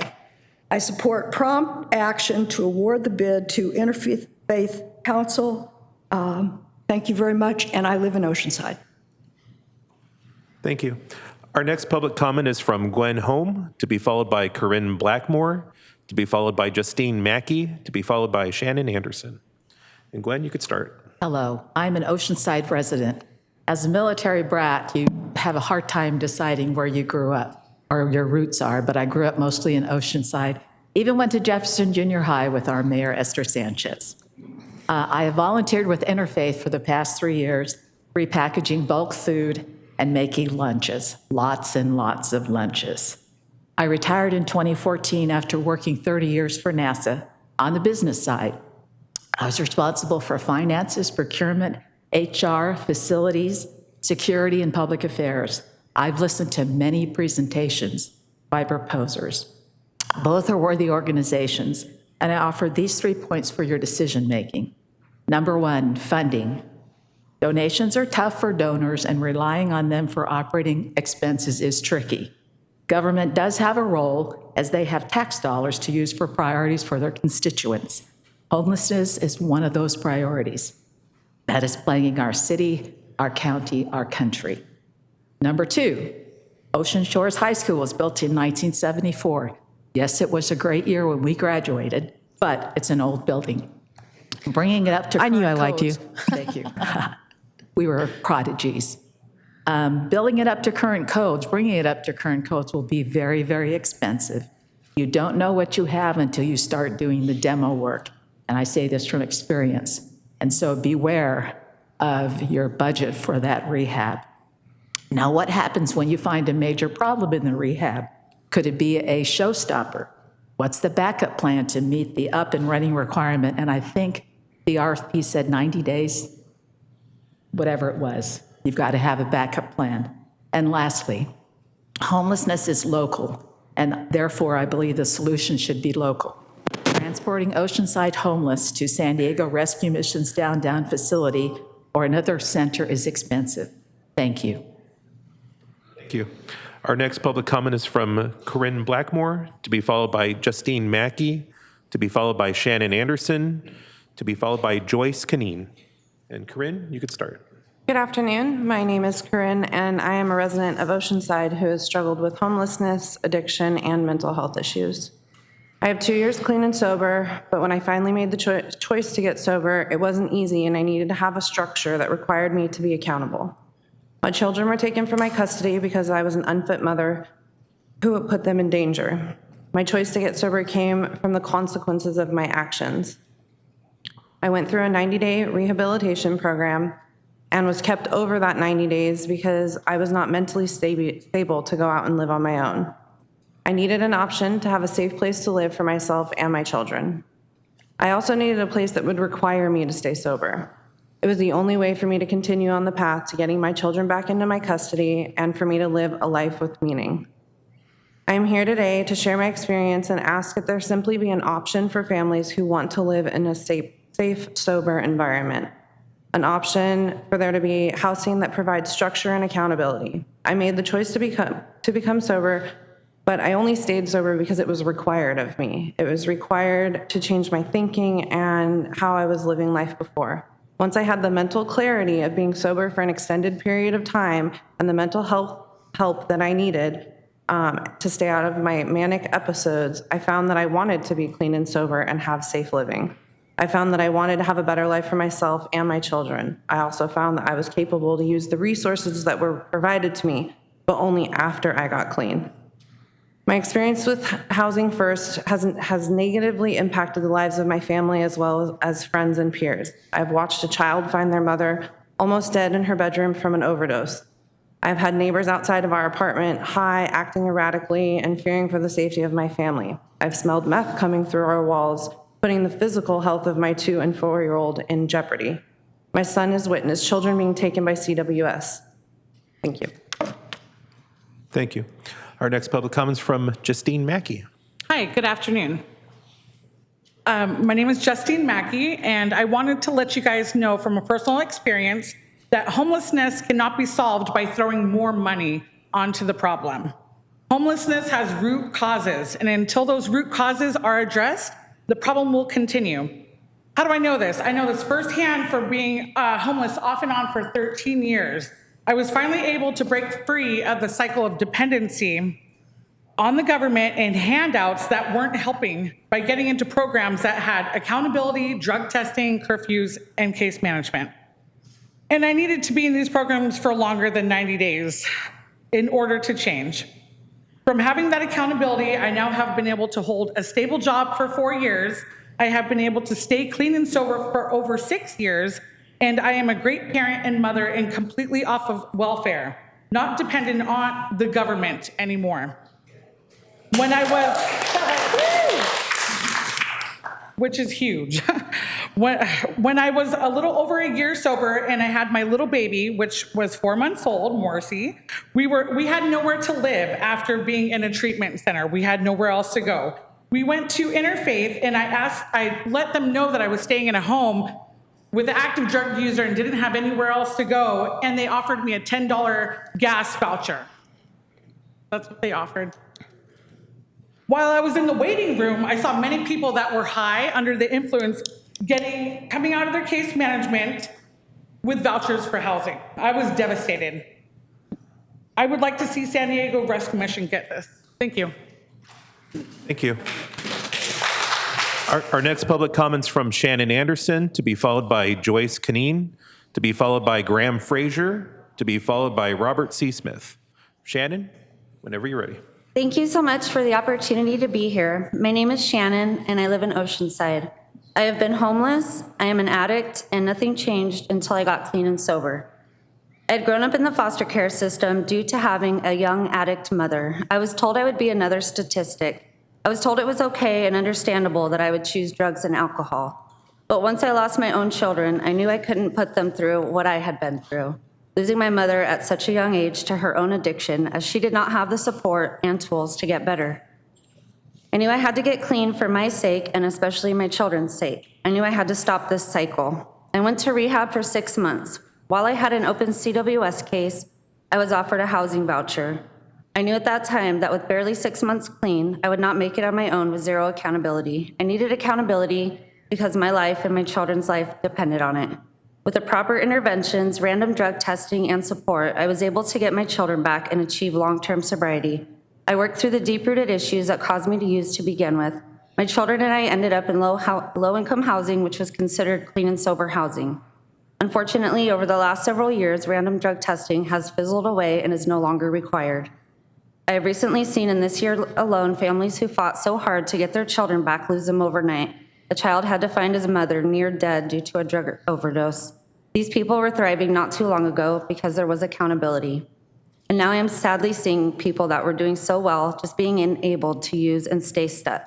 There's a better way, and involves helping people by empowering them to work through their core issues. It requires drug testing, structure, and accountability.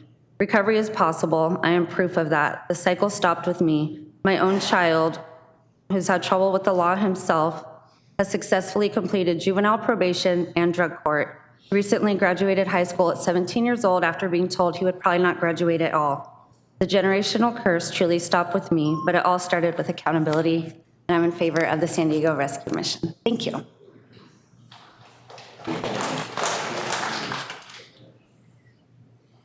Good afternoon, Mayor Sanchez and City Council members.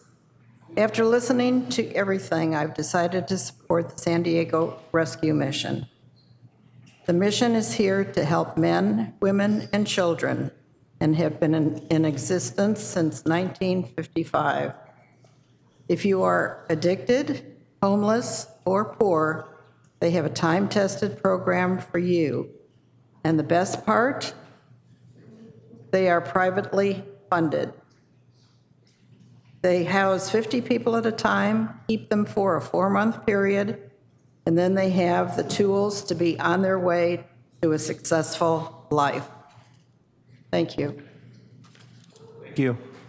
Our next public comment is from Graham Fraser, to be followed by Robert C. Smith, to be followed by Krista Medeiros, hopefully I'm pronouncing that correctly, to be followed by Karina Martinez. Mr. Fraser.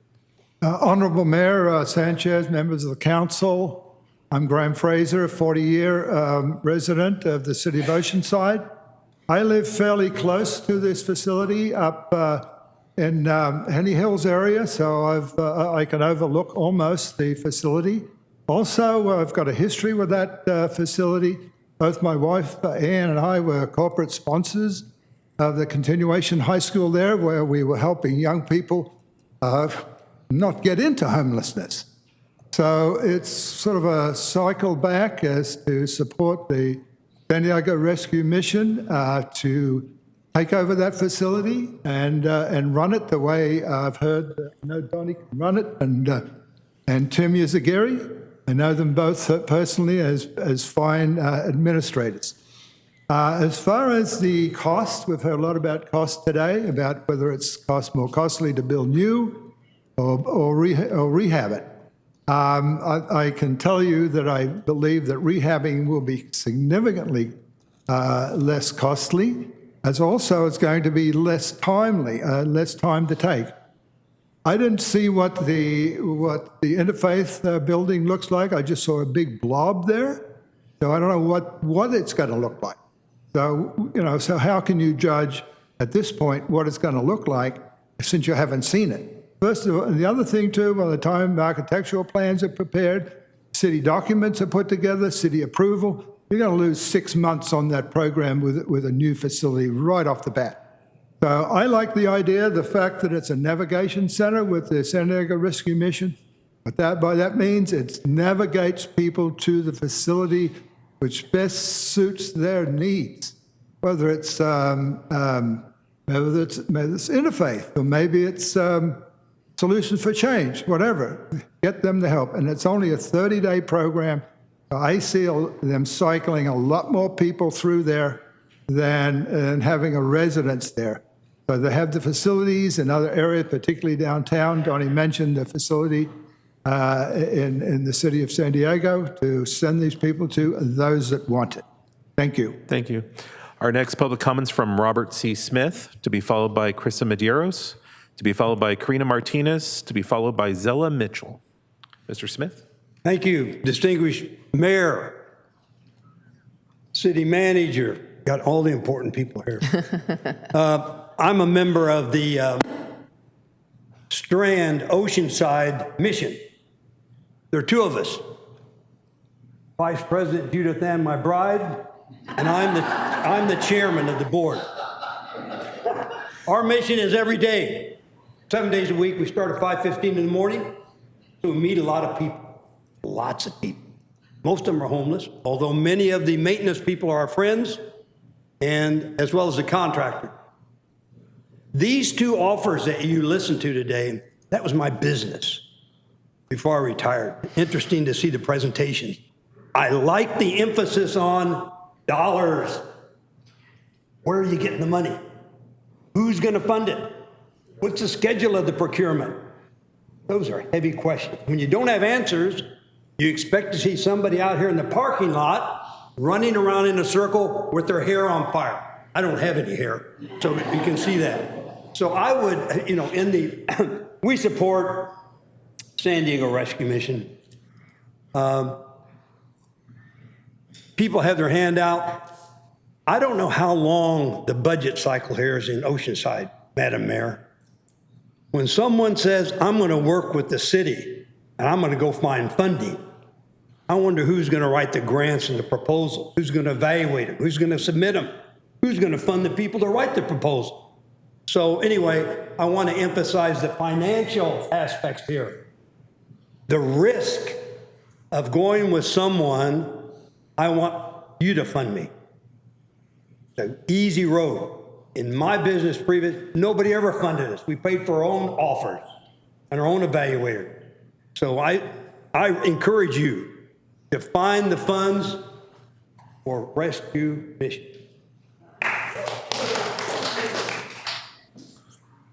Good afternoon, Mayor and Council. My name is Krista Medeiros. I'm a resident of Vista. Thank you for taking the time to hear from the community that cares about the people. I'm here to advocate for the person that would qualify for these services we are here to discuss. I want to tell you a little bit about myself and how I relate and compare my life to the ones that are where I started. I started abusing hardcore drugs at the age of 13. At the age of 22, I was approved for HUD housing without any strings attached.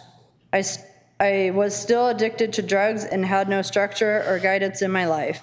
I did not know how to be a parent, hold a job, or maintain a house. I quickly took advantage of the $63 in rent I paid a month. I started selling drugs, renting out rooms, having block parties, and destroying the house. That led to abandoning my children and the house. All this because there was no accountability and no interventions. This is how I interpret rapid housing. 15 years later of living on the streets, digging in dumpsters, begging for money, and killing myself slowly, I went into a 90-day rehab. I know that if I was handed rapid housing after rehab, it would only be a matter of time till my cold body was found by my children. My children would then go into the system where the cycle would repeat itself. I did not just make this up. It is what is really happening in your community today, time and time again. It is time for accountability and the right interventions for the people that matter. So I ask you, do you care about the people? Do you care about the next generation? Do you care about your community? It takes a village to get long-term results, and you are a part of the transformation. Therefore, I am in support of the San Diego Rescue Mission. I believe that a year of accountability is what everybody that is on the streets need. Thank you. Our next public comment is from Karina Martinez, to be followed by Zella Mitchell, to be followed by Michael Joseph, to be followed by Tanya Azar. And Karina, you could start. Hello. First, I would like to say thank you for giving me this opportunity to speak on my own experiences and why I support the mission of San Diego. My name is Karina Martinez, and I am a recovering addict. Since a young age, I have struggled with addiction, but never thought it was a problem. This resulted in poor choices. I thought I can balance being an employee, being a mother, and being an addict. I had gotten assistance with housing and thought things would be great. I have this home for me and my children. But because I never addressed my addiction by getting help, I had zero boundaries, zero accountability. I let everyone and everything in my home. This was drugs, violence, and chaos. This brought great trauma to my family until it destroyed it. I had lost my home, my kids, my job, and most importantly, myself. I became homeless living in a tent in Oceanside for 4 years, and my addiction was at its fullest using meth and heroin. Today, I am 17 months sober. I live in a home with my 4 kids that is violent-free, clean, with structure.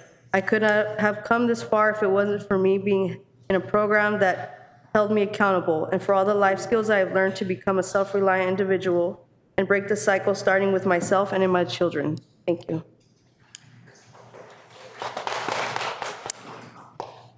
Our next speaker is Zella Mitchell, to be followed by Michael Joseph, to be followed by Tanya Azar, to be followed by Georgia Harrington.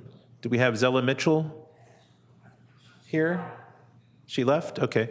We'll move on to the next speaker. Michael Joseph, you're next, to be followed by Tanya Azar, to be followed by Georgia Harrington, to be followed by Lynn Cheney. And again, if I call your name, we have 2 empty podiums here, or one's being occupied right now, and feel free to line up in the aisle. Mr. Joseph, whenever you're ready. If I take this off? Yes. To speak? Yes. Okay, thank you.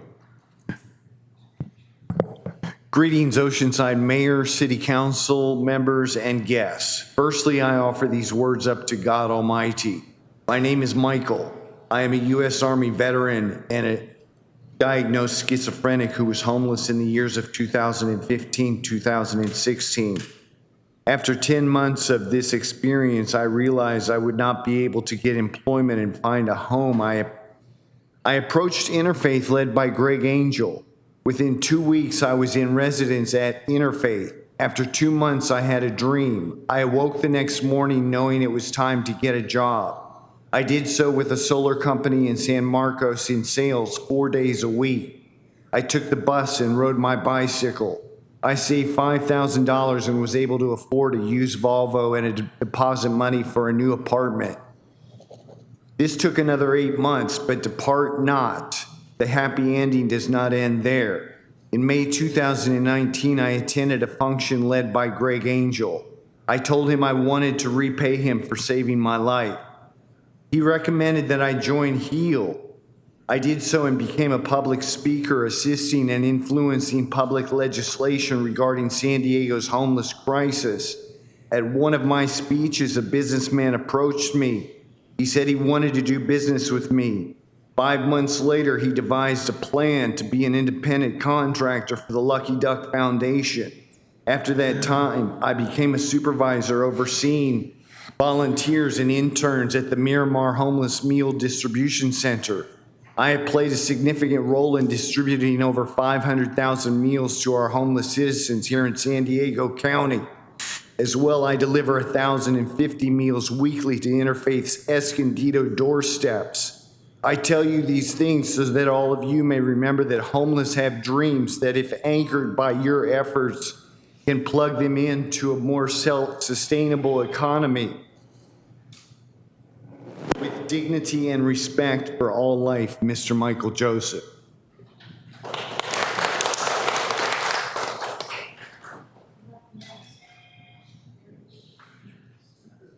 Mr. Joseph, you forgot your mask. Okay, you left. Tanya, whenever you're ready. Good afternoon. Thank you for considering my remarks this afternoon. My name is Tanya Azar, and today I act as a very concerned citizen of North County. I live in Carlsbad, but I have work that I do in Oceanside.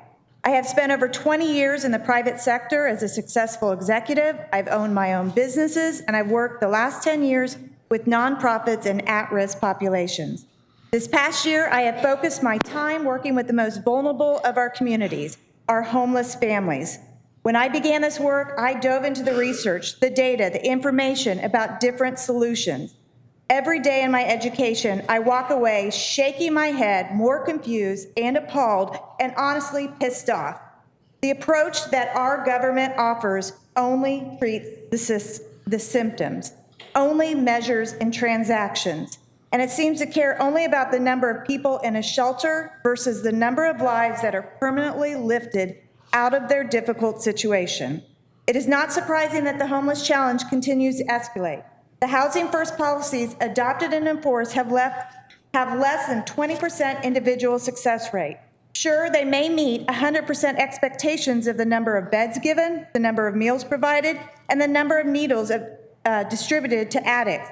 But all of these measures only increase the dependency for this population to need more. We use the term white privilege. It means that because of your skin color, you're automatically given privileges. I'd like to share another term, homeless privilege. It means because of your homeless status, you will be enabled a wide array of privileges, free housing, meals, needles, and with no accountability and no outcome expectation. Sure, these rapid rehousing solutions tell the public that they provide wraparound services and health providers. But let's be honest, less than 10% of these individuals take advantage of these services. I am here in support of San Diego Rescue Mission today and their solution. Georgia Harrington, to be followed by Len Cheney, to be followed by Jennifer Pankey, to be followed by Max Disposti. Good afternoon. My name is Georgia Harrington. I'm an Oceanside resident. I'm here today to share with you why I feel interfaith is so important to our community. My son and I had become homeless after fleeing for our lives due to domestic violence. We had been living in our car when the HOT team picked us up and took us to Interfaith. They provided a hotel voucher that changed everything for us. We had not been able to find shelter due to the fact that my son was autistic, and we were not able to go into a shelter condition where other people could be assaulted by my son because he was nonverbal and also violent. While under their care, we were able to accomplish many difficult tasks that I could not have accomplished without them. We were given shelter, food, clothing, but more than anything, a chance to succeed. With all the programs available, I was able to obtain a restraining order, 100% custody of my son, temporary welfare assistance, SSI for my son, respite care, Section 8 housing, vouchers for clothing and furniture. Christmas, it was truly uplifting for us. My son was also able to continue his therapy. Last but not least, we are now financially secure through IHSS. None of this would have been accomplished in a few months. It took months for us to do this. Being homeless with a special needs child is extremely difficult with no support system, terrifying in fact. Interfaith provided that foundation we needed to re-enter our community with dignity and grace, something many of us in the homeless community desperately need. I would like to take this time to thank Interfaith for their patience, dedication, and kindness that they have shown myself, my son, and so many others. I would also like to thank you, the council, and the mayor. Thank you.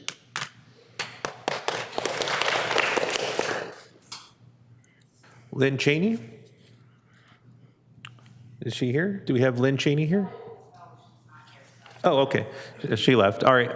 We'll move on to our next speaker, Jennifer Pankey, to be followed by Max Disposti, to be followed by Ken Layton, to be followed by Joe Hill.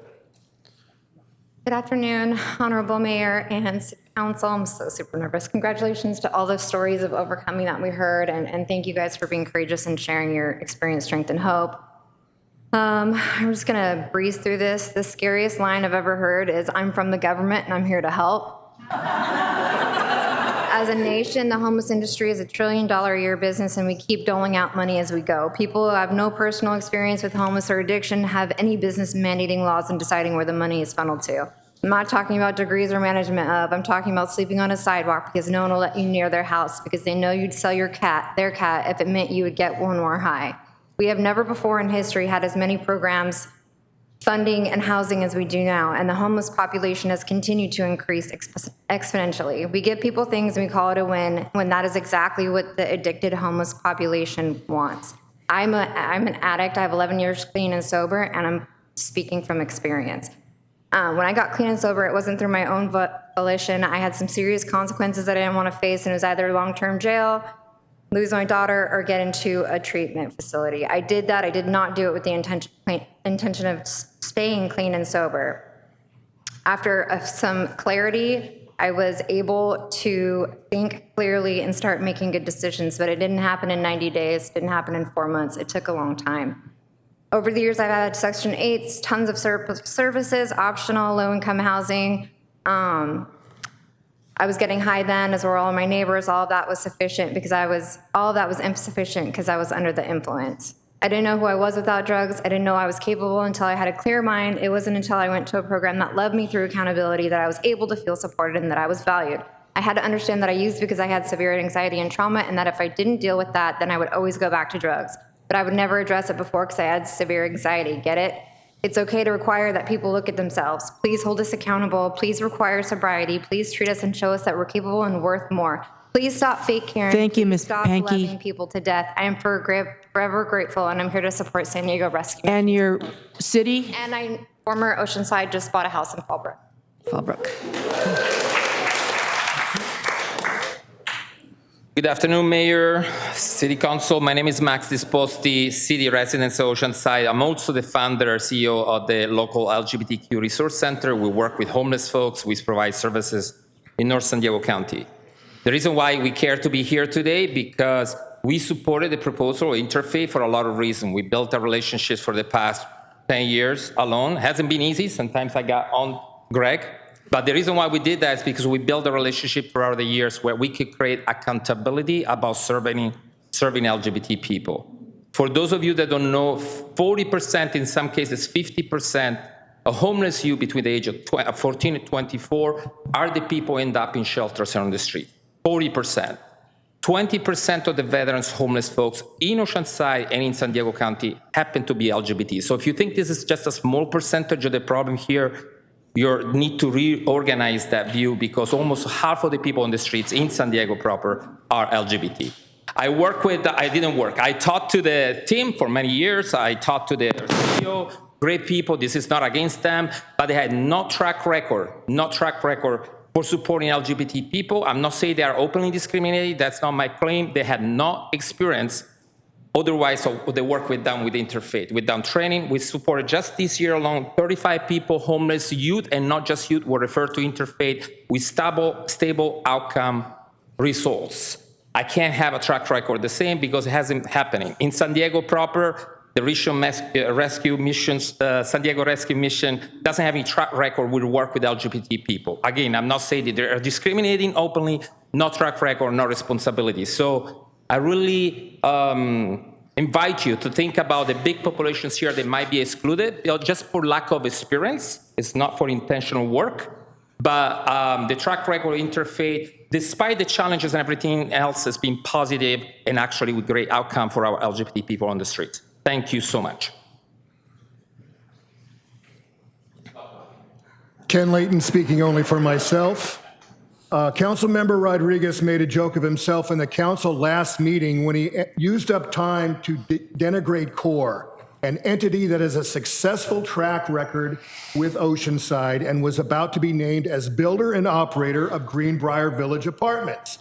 That's when he recited the phrase dictated to him by his campaign contributor, Solutions for Change, that CORE had no skin in the game. He said he saw numbers, but he didn't see where CORE was investing its own money.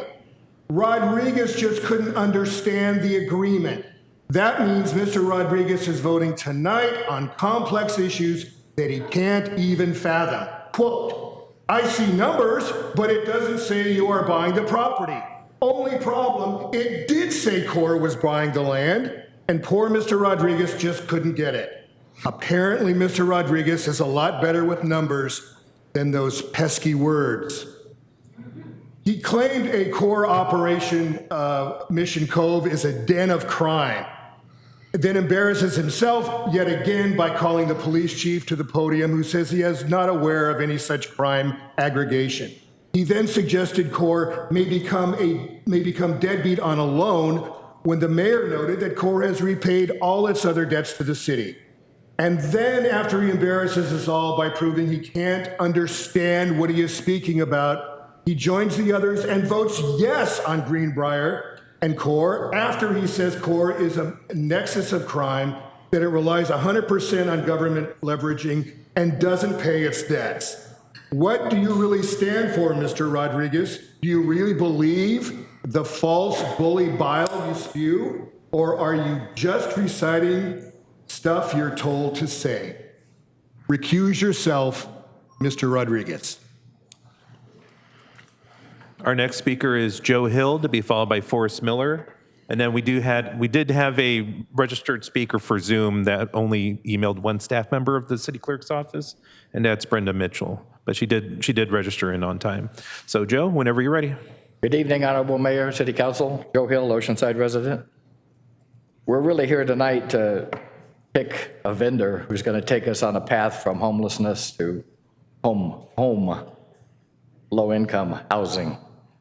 I have a little problem with that because unfortunately our council, except for Mission Cove and the project that was approved last week at the city council meeting, completely just shuts down when people bring up low-income housing.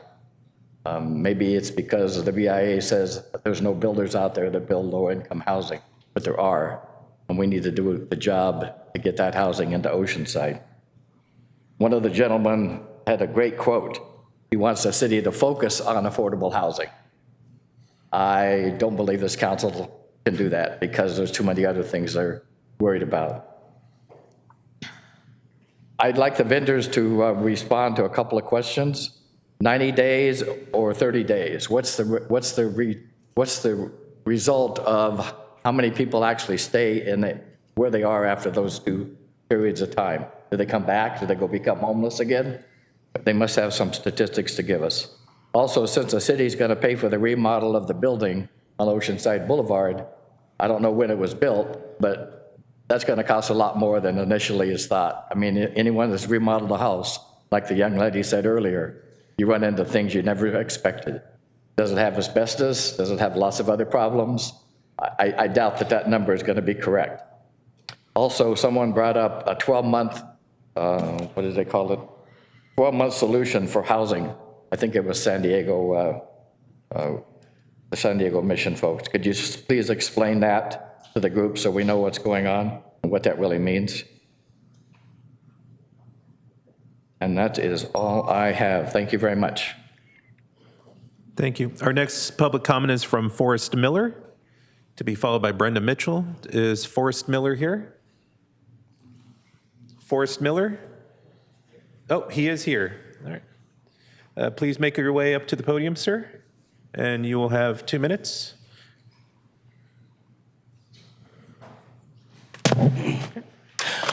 Hi, Mayor Sanchez and honorable council members. My name is Forrest Miller, and although I live in Vista, a short walk across the street, I'm in Oceanside, and my mother-in-law lives in Oceanside. I also participate in a program called Celebrate Recovery at a local church in Oceanside weekly that helps a lot of people get out of certain life overcoming issues and I've seen tremendous amount of success with that group. And they've met even during the whole pandemic. They were still meeting and serving people.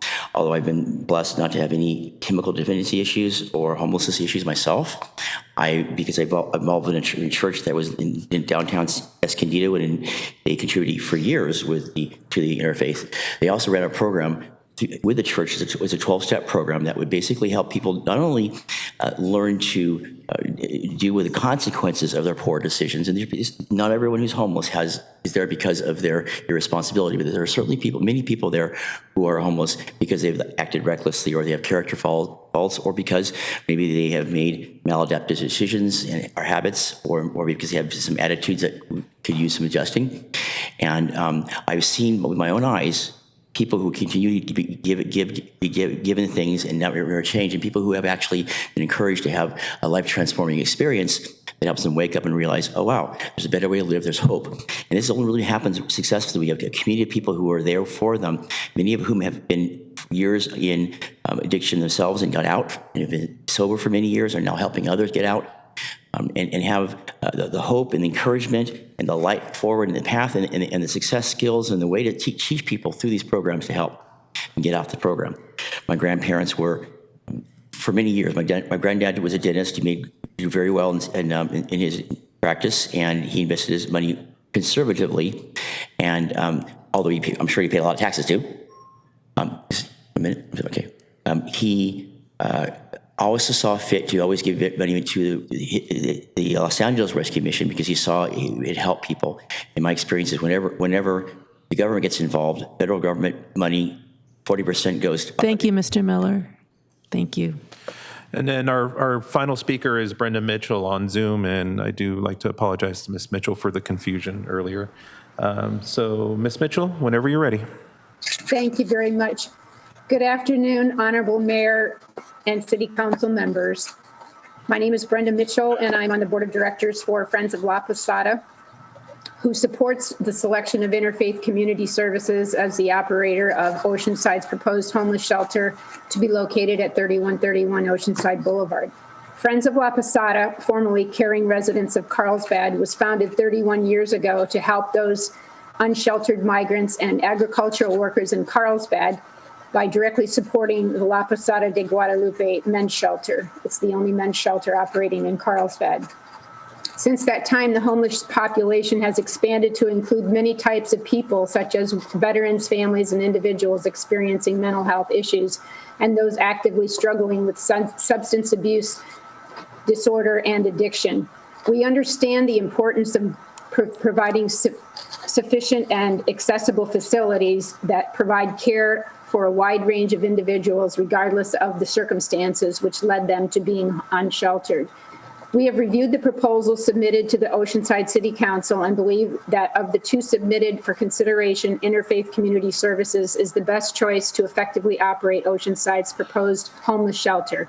Interfaith is already in partnership with the City of Oceanside, and in this last year alone, they have demonstrated their effectiveness by ending or preventing homelessness for 1,477 men, women, and children in Oceanside and throughout North County. In selecting an operator, it is important to consider an organization that will accept and work with individuals who are frequently users of hospital emergency departments those who are actively struggling with addiction yet seek to improve their situation, individuals with severe mental illness, and individuals who have frequent incarceration for activities related to homelessness, mental health, and addiction. Interfaith Community Services has a long history of demonstrated direct experience of effectively working with these vulnerable populations. And that is time. Consideration and look forward to supporting the efforts of the homeless in North County. Thank you very much. Thank you. And that concludes the public comment on this item. Okay, thank you. So, Ms. Hines, could you take the podium to respond to some of the questions that were asked? And then we'll be giving an opportunity to the two applicants in reverse order. And Ms. Hines, also, I forgot to ask that you have the homeless outreach team also address the council, because they were actually part of the team in determining the requirements for the NOFA, and also as part of the decisions. Sure. And I do want to acknowledge the homeless outreach team that is here today.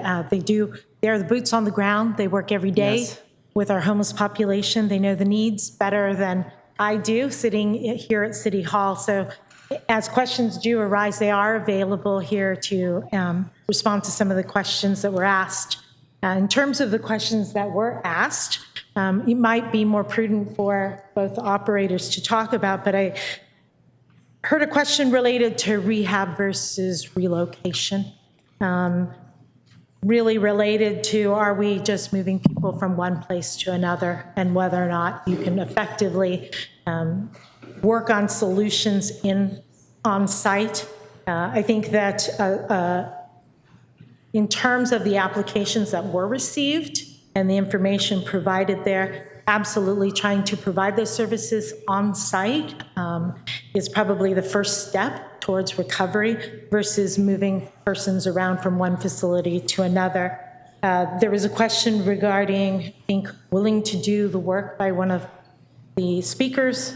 The funding and the sources that we have available do call for housing first, do call for low barrier navigation to stabilize people, to get them safely in housing, and then to work towards solutions and work towards a path for recovery. I think that's an individual issue for clients. I heard a question related to referrals and how those referrals would come. I think the RFP was established so that it would minimize issues out there in the community. So there was a request under the RFP to do a referral basis versus having folks walk up. Those referrals would come from the HOT team, would come from the Housing Authority, would come from other social service providers. So it would be for folks that are already, that there have been touch points out. For Oceanside residents, For right? Oceanside This is residents. not a regional project. We're talking about an Oceanside project. For up to Absolutely. 50? We are talking about an Oceanside facility for Oceanside residents. And so who better than our HOT team, the Housing Authority here, who've had the touch points with our unsheltered to bring those folks into the next step on their journey. Cost of rehab, I think that was brought up by many of the speakers. There was a figure posed by San Diego Rescue Mission. The cost of rehab could be significant. This is a public facility. We have different building codes for public facilities. There's prevailing wage rates. And as many of the speakers have cited, you don't know what you get until you're in it. So the cost of rehab of the facility, we're unclear. And that would be part of the process as we go towards a negotiation of a use agreement. The 12-month solution, or the 90 versus 30 days, I think we all know that homelessness is a very complex issue. I don't think that anyone thinks that 30 days is enough. We've heard stories from folks that talked about years and years of being on the street. So will 30 days be enough? Will 90 days be enough? Will 12 months be enough? That's an individual journey again. We're trying to get folks into a safe place to start that journey.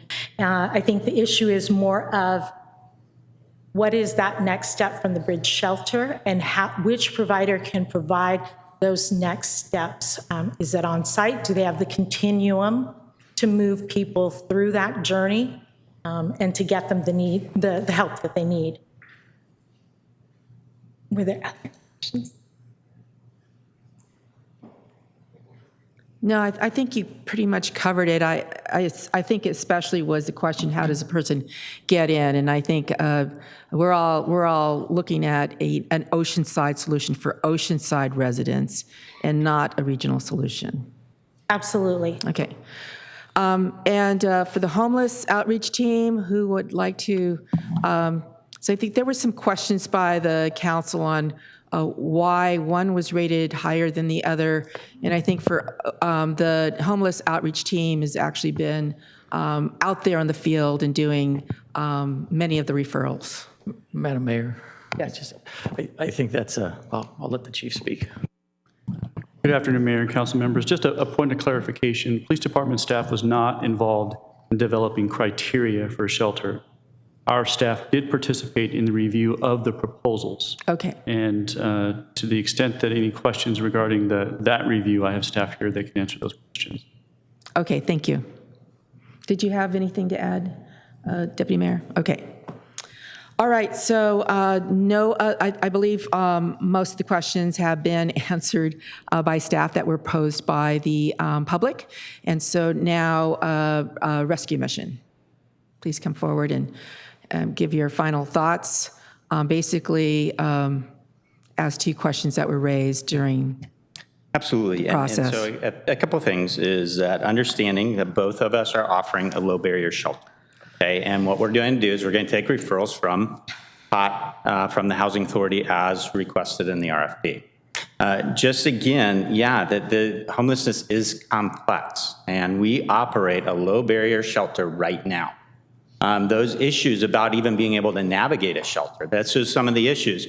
One of our speakers talked about the autistic child that had a struggle in a standard shelter operation. We get that. That's why we highly recommend housing for people who are experiencing homelessness. What we have found is that by our model, we create a sense of urgency, and 2 of my 3 outcomes are achievable within 30 days. Diversion, again, and this isn't just me coming up. Pull up RTFH's website. Look at the diversion training happening. That's a recommendation. Second is the idea of getting into a program. Those that want a program, again, we should be able to do that within 30 days. Now, even with housing, again, let's hold the system accountable. Housing Authority, you guys, I want to give you $800,000 so that we can have more housing options. One of the things that's happening right now with RTFH is a pool, a housing pool, in which they have contracted with a vendor to pool housing resources to be immediately available when rapid rehousing is given or when someone has a person-based voucher. All we're inviting is let's hold the system accountable. And I think, and I would offer, and I think we both say the same thing, 30 days, 90 days, right, it is the spectrum. It is the spectrum. And I would also offer that people who are chronically homeless and high utilizers of service also struggle the most in shelter. Right now, tonight, we will have people who have issues of incontinence. We this morning had EMT come because a person was unresponsive. Why were they unresponsive? Because they are in active addiction right now. Yes, we house them in our shelter. We gave them a place to sleep while they're in their active addiction with the hope of being able to connect them to a longer-term resource that can help them. But that person has to make those decisions. And so we understand this space. We invite let's hold the larger system accountable. 30 days does create a sense of urgency. 2 of my 3 outcomes are doable within 30 days. I'd love to push the rest of the system to also be. What's the motto in our continuum of care? Brief, non-recurring. Let's make homelessness brief. Someone shows up, let's get them connected to the right resource and get them off the street. Thank you.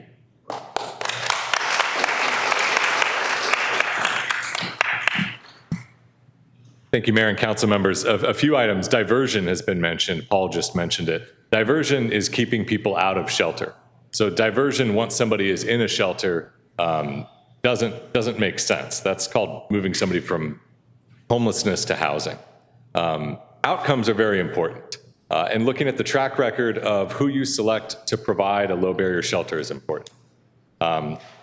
I appreciate and applaud the rescue mission for everything they do and for all of the providers who have provided programs and all the people who have shared their experiences in long-term treatment programs today. But that's not what we're talking about. We're talking about a low barrier shelter to get people off the streets today. Interfaith worked with 601 unique individuals unsheltered here last year. We designed our shelter to meet those needs. The school site that's being proposed by the rescue mission includes portable showers stationed outside of the footprint of the actual school. One set of showers for families, women, and men. What we are proposing is an accessible site for adults. Interfaith was recently awarded a shelter to help, a grant to shelter families. We have the resources to meet those families in other places. I'm concerned that the offer from the rescue mission will not be the low barrier that we need. I don't understand how a low barrier shelter serves chronically homeless older adults while also serving families in the same site. When we look at outcomes, the rescue mission offers its outcomes from its low barrier shelter for women and families. Unfortunately, in the supplemental information they provided, they indicate they only have outcomes for 40% of their residents. The outcomes are significant for those 40%, but they don't have outcomes for the other 60%. Interfaith tracks the outcomes for every single program that we provide because we are accountable to more than 45 different funding sources, including our private donors. When you fund a program, like you do through Interfaith Community Services, you hold us accountable. We provide the outcomes. If we don't realize the outcomes that you're looking for, we course correct or you select a different provider. You have that opportunity here. We will be your partner. We will provide outcomes on every client we serve, not just 40%, but 100%. We are committed to providing shelter to 180 unique individuals regardless of their situation. We have designed this to meet the needs as identified by your homeless outreach team, as seen by your housing authority, and as supported by the community partners you've heard today. If there is concern on the structure and the city would like to preserve the existing structure, we are very willing to work with you within that setup. We do think it will be expensive. We do think it will take time, but we have the construction team. We were able to produce a very detailed line item budget for what that would cost in the time with the resources provided. So we would be willing to explore that if that's your interest. Our primary focus is that we have a low barrier shelter people can access. It is critically needed. Appreciate all that you're doing and what you're doing. It is absolutely commendable. I want to thank the rescue mission and thank everyone here for being so passionate. Together, we can create the resources we need and help our neighbors in need. Thank you. Thank you. Thank you. I'd like to thank both applicants for their presentations and also for their thoughtfulness in coming up with the proposals. I also want to thank all those that shared their stories on homelessness. My mom was homeless when she was a child, shared a lot of her experiences as a child growing up on the streets of Tijuana. And, this was something that was very near and dear to our family and how we look at homelessness and how we look at how people can get out of homelessness. So I am someone who am very near and very, very close to the issue. I've been looking at this for the entire time that I was a deputy public defender. That was 20 years. And also as a council member, that's another 20 years. How old does that make me? Whatever. So I do want to start off some comments. First of all, and I think I already emphasized this, the city of Oceanside, and I do believe I speak on behalf of my colleagues here, this is not a regional shelter. We are dealing with an Oceanside experience where traditionally the city of Oceanside has contracted out services and chose not to have its own shelter until homelessness became such a regional problem that those facilities were no longer available, and therefore this is a decision that we all finally came to, and that is that we have to provide our own shelter, a shelter of up to 50 people, and this is a process. The process is clearing encampments, one encampment at a time until there are no more encampments in Oceanside. That is the process. This is, and that is why we're talking about getting referrals from the OPD and social workers that make up the HOT team and also the housing department. That is why it is an Oceanside problem. If we did not have a problem in Oceanside, we would not be looking at doing a shelter. Again, not a regional project. Also, and any funds that we use, be it because of social workers or mental health or whatever, that is county funds, that is actually county, state, federal funds, and there are going to be reporting requirements. We as a partner, and this is a partnership. This is not, here you go, you're granted this, and therefore don't talk to us until, all the homeless problems in Oceanside are resolved. Absolutely not. This is a partnership. I think every single one of us on this council and on staff are going to want to know, hopefully not on a daily basis, but certainly on a weekly basis, what is happening, and to make sure that we do not have homeless in this shelter from other communities. We do not want to attract anyone from a different city, a different state, whatever. We have those experiences. We're saying no to that. Okay, so no regional project. And yes, accountability to the yin. I mean, that is what I'm expecting. That's what we all are expecting.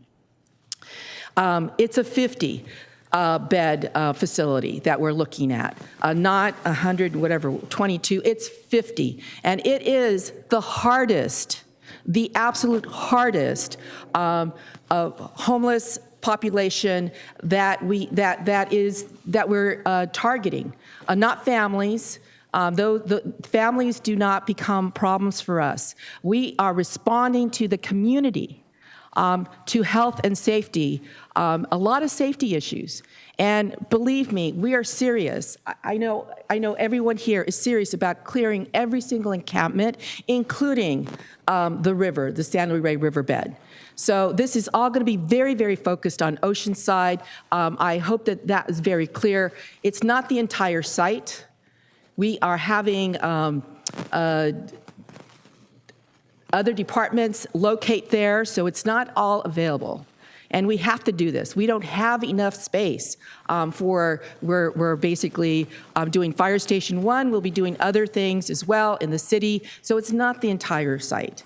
So 50 beds, and that's what I was actually hoping to hear, not 122. That is absolutely too many to me. If we're doing 122, we're getting people from outside of the city, and that's not what I want to see. So I'm going to go ahead and let other council members weigh in. Pretty much, I basically feel that the only one that has been really responsive was Interfaith. I have had an opportunity, and this did not come easy for me. When I first heard about Interfaith, and I'm going to go ahead and channel Jay Stryker-Meyer right now. Jay Stryker-Meyer, veteran, very conservative guy, wholeheartedly supportive of Interfaith. And I'm sorry he's not here because he would have just given verse whatever as to why Interfaith is the better candidate here between these two. Because it has taken me, and I have followed Interfaith for 20 years, and I have seen what they have done in our community.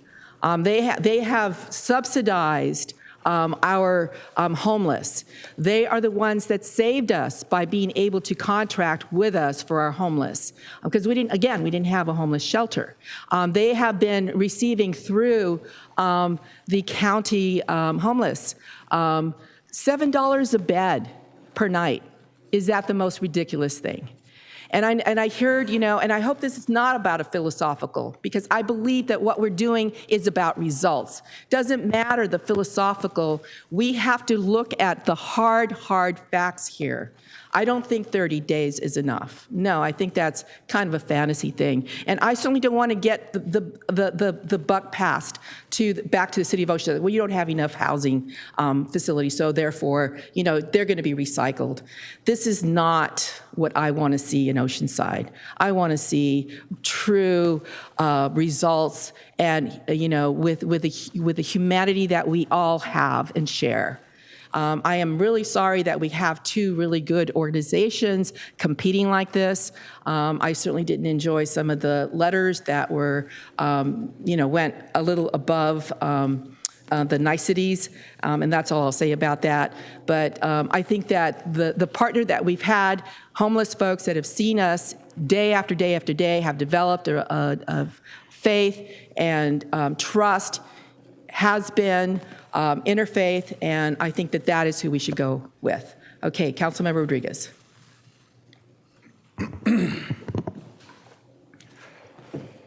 Wow, showing up to the meeting and seeing how many residents from the city of Oceanside and surrounding community was very powerful. This is an important issue that I know this council does not take lightly, and that's why we had this workshop. I think this was the most appropriate pathway to really get down in dirty in the trenches with these vendors and what the community wants. And also, we'll hear from the dais on moving forward. State and local governments have literally spent billions on trying to mitigate the homeless crisis in our state. And I'm of the belief that spending more money is not going to continue, it's not going to fix the problem. We really have to take a bold, new approach at this very challenging and complex issue.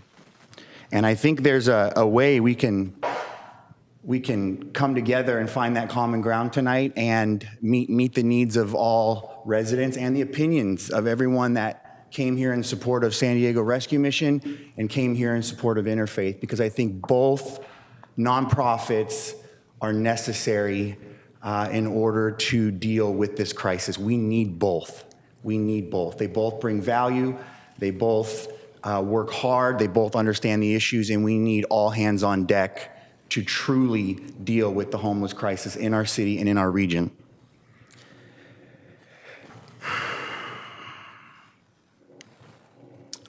When it comes to the type of facility, construction, rehab, remodel, I think whatever that outcome is something that we can work with staff on.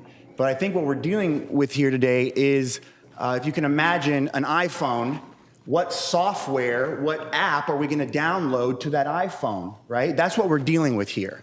The case on the iPhone is irrelevant. We'll pick a case that, is the most productive, whether that's demolishing this and putting up a giant tent, or rehabbing and utilizing the facility.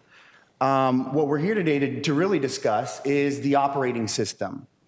Now, the operating system we've been working on, that we've had some success with, is working with Interfaith. We have contracts dated into the next 36 months in many fronts that is going to in total close to $1 million.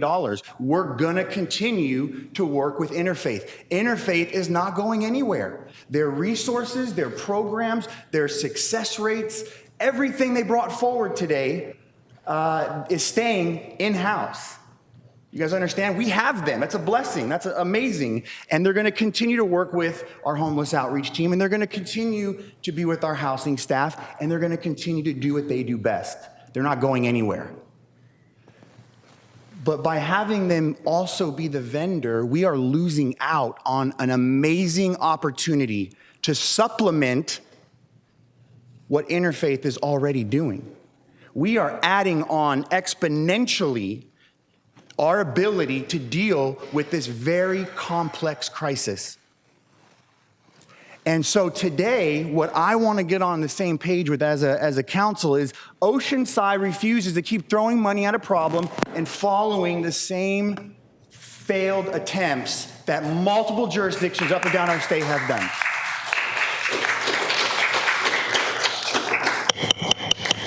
And let's upgrade and do our update that Apple's downloading to us, and let's upgrade our operating system to a new, higher tech, hybrid, successful system on our iPhone. Let's enhance and add to the family that helps solve this problem.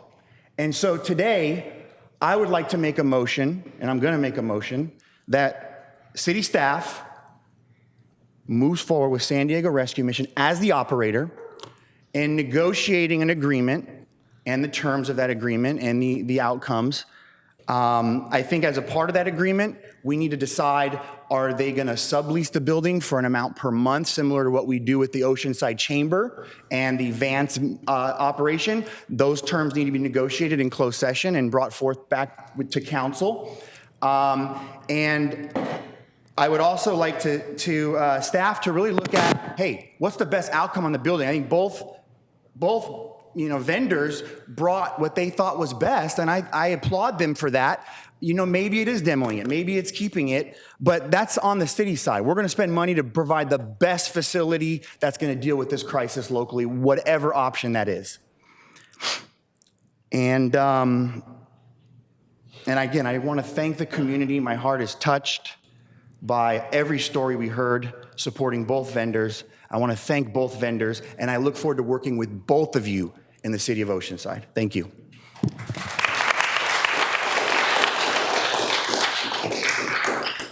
Councilmember Weiss? I saw your light now. Deputy Mayor Kime. I have a couple quick questions for both applicants and staff. So if the applicants could come up and staff, I'll start with staff first. I want to go over the RFP process. What were the major differences in the first evaluation for staff that made us choose Interfaith?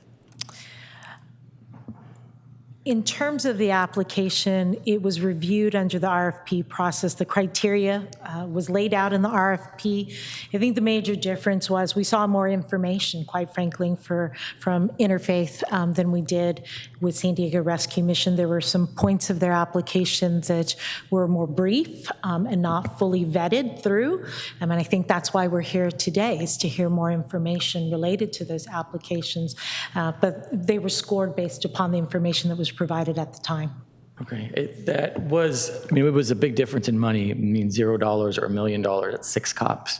What, with that, when we saw that big difference, did we reach out and do interviews with each applicant and ask and make sure that we're just not giving an award to someone that writes an RFP better, just to really dig in and understand the problem? Did we do that? I am not sure that we did do that. Okay. We did not do that. Did not do that. We did not do that. Okay. I think you heard that from the presentation that San Diego Rescue Mission. Okay. And this is not a criticism of staff. I just think that when you have that big of a dollar difference, it's really behooves us to look and say, what can we do? Maybe we can work with both. What are they lacking? And is it just an RFP writing process? Because some organizations do that frequently and are much better at it. Yeah, absolutely. Yes. A couple more questions I have. Do we have a broad estimate for the site? And one of the reasons I was supportive of it as a shelter and potentially a temporary one was we already had standing structures. Obviously, we didn't know what the issues were. Do we have a guess of how much it could take to make it habitable? Just a back of the napkin number? And wheelchair accessible, I guess. Well, for instance, when we did purchase the building, I did speak with our real estate property manager. At that point in time, when we purchased it, just on the ADA issues, we were anticipating almost close to $2 million. But that's, again, prevailing wage issues, the cost of construction today. So we would anticipate it to be a good amount of money. Okay, thank you. And I also want to let everyone know this is Ms. Hines' second week, and she's doing a fantastic job stepping in here. So I apologize the technical questions. So this is, I also think about long-term, and this is why I liked Ocean Shores, is say we did that temporarily and found a better long-term site, then we can also repurpose it for a city site. So that concerns me with the sprung structure. So say we have the sprung structure, we choose to go a new location, what does it look like to refurbish that into a city usable site. I mean, because then we're going to have to build new buildings from the ground up, put up a new tent, which probably not going to be feasible for us. Do we have any thinking on how we're going to do that? So if we demo the building and put the sprung structure, I believe the sprung structure is a donation from the Lucky Duck Foundation. So what happens to that sprung structure, I would assume that the Lucky Duck Foundation would want it to be used for its exact purpose. Yes. And so we would have to purchase that building. Is a sprung structure usable for other city facilities? It may very well may be. You see sprung structures used in event centers for multiple uses, but that would be up to the Lucky Duck Foundation, whether or not that they would allow us to reuse that facility or take that back. But using a sprung structure would call for the demolition of the building on site. So we might have ourselves a vacant piece of property. And that's my concern, which would kind of take away a lot of my interest in buying in the first place, is having those buildings and use them immediately. I know there is cost issues. And last question for staff right now. What do we have guaranteed funding, almost $1 million for this in budget years 21, 22, 22, 23? Next year, do we have that in? Do we have the grants, whatever it's going to be compiled together and make it? Is that there right now? For the operation? Correct. At this point in time, I think in the NOFA, we had anticipated about $870,000, so we would have to look into other funding. Do we have other housing dollars that we could put towards this? Yes, we do. We just wanted to dedicate the very specific dollars that were available to us for homeless services. So we could shift money around to do that, yes. I guess my concern is we invest in the sprung structure, start operating, have a downturn, and now we are looking at other areas to cut just to keep that going. Because I think once that's up, it's going to be tough to back out of it. That's where I'll transition into questions for both applicants. I'll start with Interfaith. So here you said it was $3 million. Is that the city's share, or is that for the total of demolition and the sprung structure fully operating? That's turnkey. That includes the purchase of the sprung structure, which $3.1 million would be lessened by any contribution from Lucky Duck Foundation. Okay. And so in my understanding as last meeting was that Interfaith was going to find outside funding for all the capital improvements. Is that not the case? Yes, that is the case. We are willing to enter into an agreement with the city that we will work together to identify the funding sources. There are county funds that have come through recent federal CARES Act dollars that need to be spent immediately. The county just dedicated $85 million to address homelessness. Those can be used for capital projects like this. So we would enter into an agreement where the city would not be liable for any general fund dollars. Interfaith has an entire team of grant writers who do this work. It's what we do for a living. So we can reach that outcome without requiring additional expenditures from the city. Okay. And can make that a contingency upon moving forward, both with the construction as well as the operations. Okay. And I understand. And that's I understand we're going to have more negotiations. But I guess my concern and my main priority with this, because we've seen this with other nonprofits, and I'm not saying this is you, but we have issues and we don't have control, even though we have a CUP. So my number one priority was having maximum city control and oversight so we don't have unintended consequences. I've already spoken with the neighborhood groups overlooking the site, and they're all worried. And I understand why when you see those other problems. So say we do have those unintended consequences and you have the sprung structure. What does it look like if we want to cease operations there?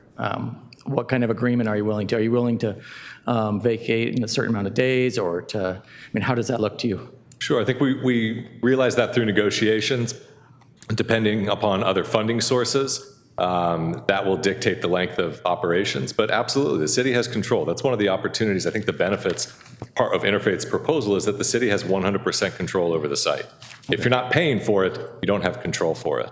Okay. The site itself will operate as a closed campus and will be a benefit to the community. We look forward to working with community groups. And one of our supporters is from a local community, also owns the commercial real estate right across the street from the proposed site, and sent an email to council just before this meeting began. Okay, I guess just one comment on that is I know on paper, it looks like we have total control, but actually in reality, sometimes that's different. And then so the rescue mission, I have a couple questions as well. Fire away. Mayor, how much time do I have left? You have a minute 45. Okay. I'll have to make this quick. So I'm also concerned, I mean, those are valid points, and if we have a downturn in the economy and inflation's rising and donors stop, what does that look like to you? I mean, have you had in the Great Recession, when you had a downturn in donors, what did that look like, and how did you address it? Well, we've been around 70 years, and so we've weathered a number of recessions and a number of economic downturns, and so we get up and do this every day. We rely on individual giving. We rely on grants. We rely on foundations. We rely on vents. We have a staff person, a VP of development, that runs a whole department so that we can go get the resources that we need to do the work that we do. I think one of the interesting things here is that at the end of the day, for our model of work, it's really about results, right? I mean, it's results plus relationships equals resources. And Yes. so the resources come from our donors because they believe in what we do and they see the results that we get. And you heard that today in many of the testimonies. Okay, I have a limited time, so I'm going to have to stop you there. In the past, have you had to close a site because you had a lack of donations and you had to consolidate? We have not. I've been there 4 years, and 2017, 18 was tough, just working through the transition from one president to another. And so, we had to go a year without raises. We had to make some tough choices on the next fiscal year's budget, but we haven't ever had to close down a program because of the lack of donation. So I have your commitment that even if donations slow down, we're going to continue to keep that shelter open? Absolutely. I mean, I don't have a crystal ball, but our commitment is that we want to do this with you all because we know you care about this issue, and we think there's an opportunity to build a partnership that might be unique. We're not here looking for money. We're here looking for an opportunity to reach the homeless in your community. And so you absolutely have my commitment that way. Okay. And do you have the funding or the staff available to start this in 2022? Well, we'll have to, put together a staffing plan for that. But we've got open positions down at the facility at 120 Elm Street, so we know how to do that. We do have the funding right now. I mean, I'm going to actually need to raise this with our team outside of operating, but I have the money in cash reserves to be able to do it next year. I think there's, in the plan that we're putting together, there's plenty of folks that want to support this, and I don't have any concerns at all that we'll be able to raise the money. Okay. All right. Thank you. That's all the questions I have. And thank you both for coming. I thought both presentations and both organizations, I think, will serve our city well. And my concern is I was concerned when I saw that we are not going to utilize $1 million free dollars a year. I'm not going to vote to approve anything until we can learn how to plug them in. I have a lot of experience working with Bread of Life and Pastor Tim. They've been very responsive to the community. They've addressed issues. I want them involved somehow. I wish we could do a hybrid model. I wish both of you could participate. I think with homelessness is such a diverse problem that you need as many people at the table as you can. So one person's not a good fit for this one, but is a good fit for that one. So if someone's offering to come into our city and provide these services for free, we need to take advantage of it somehow. So I'm not going to approve anything until we figure out a place for Bread of Life. But I also think Interface, with their experience with the city, with the HOT team, are involved, and there's a place for them too. I think there's room for both if we're creative. Thank you. Councilmember Weiss. Thank you. I'm not going to have any questions for you. I do want to thank the public and all the speakers and both groups for showing up and making their presentations. And as was mentioned by several people, we're not here to pick a winner or a loser. We're here to provide services to our homeless population. And unfortunately, we're in a situation where staff has presented us with pick one over the other. But to me, choosing and finding services to the homeless population includes providing the broadest benefits at the most efficient costs. I think both Interfaith and the San Diego Rescue Mission are clearly experienced at providing these services, and I get the nuances in your proposals where you do it a little bit differently. But at the end of the day, it's trying to find a path for homeless people to break that cycle of homelessness.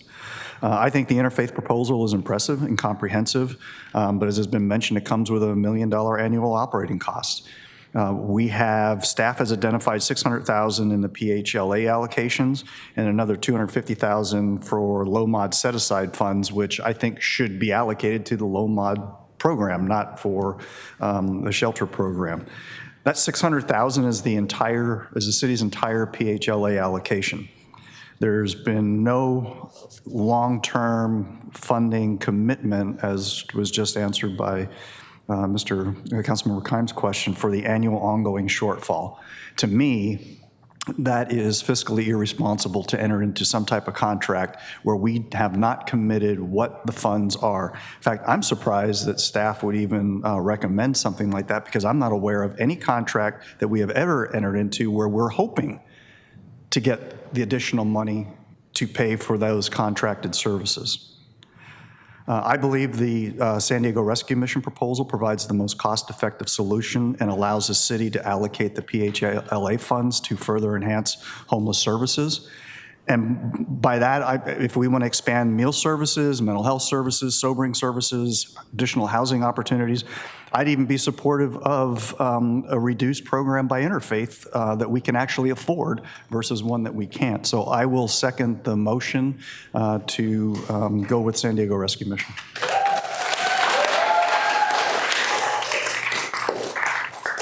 Councilmember Jensen. I would just like to add that I read all of the emails that came in from the constituents, and I've listened to everybody here this afternoon, and it seems pretty clear that the majority of the people in Oceanside want the San Diego Rescue Mission.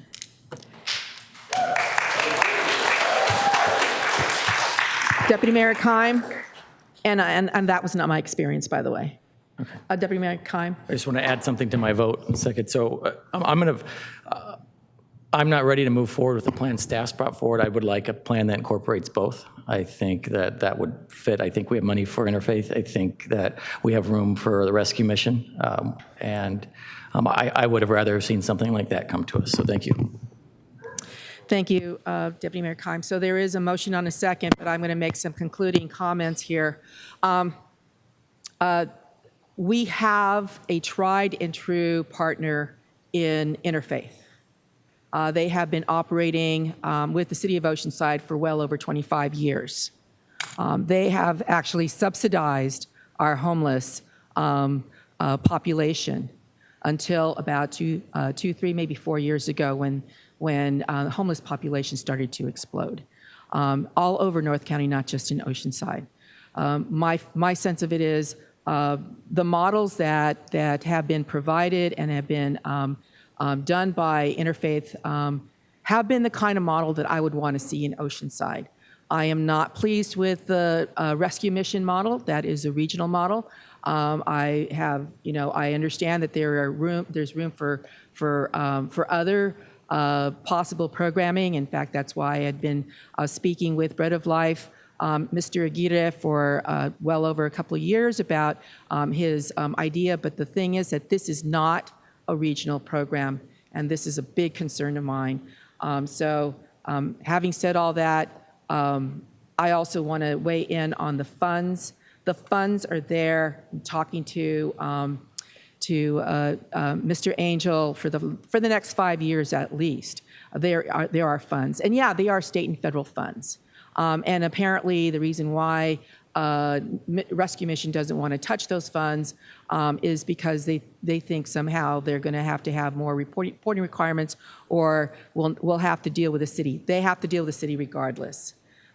If there is a land lease, you bet we're going to have a lot of conditions and requirements, and I would not expect anything less, because we are dealing with the hardest hit, and 30 days for these folks who are mostly mentally ill or display mental illness. 30 days is not going to be enough. It is not going to. It's low barrier. That is the requirement here, and I have really big concerns. Someone said,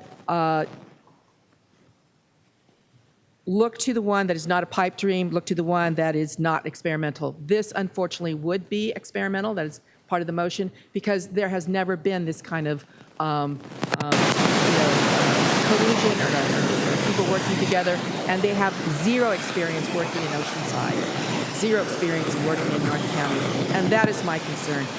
A temporary winter shelter is not a year-round shelter with wraparound services, with having to take every single person that goes through the door. You cannot say no, because that means that we will be violating Boise and we will not be able to clear our encampments. We need to clear the encampments. We need to do it in a humanistic way, and that is it. Thank you very much. Let's vote. No, it was 5 seconds. Excuse me. Thank you very much.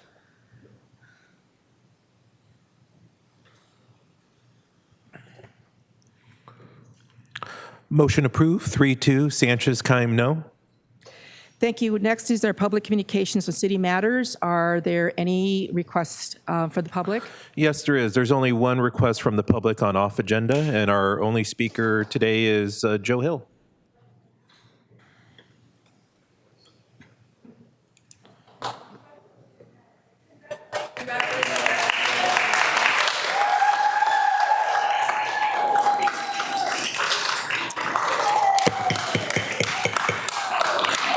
Excuse me, we still have a meeting. Excuse me, we're still meeting.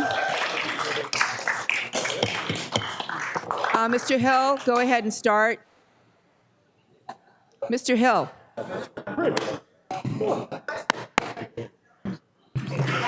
Mr. Hill? I do have one thing.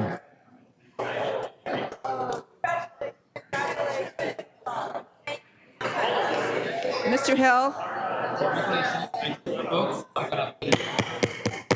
Please go outside if you're going to speak. Could all of the folks that are here from Solutions for Change raise their hand, please? Yeah. Most of you. Could all the people from Solutions for Change raise your hand, please? That's what I thought. Okay. So we had at least 8 or 10 speakers from Solutions for Change talking. So Mr. I think we all knew Rodriguez, that, Mr. you Hill. and Mr. Megason pulled another hoodwink on the city, right? Ready? No. Okay.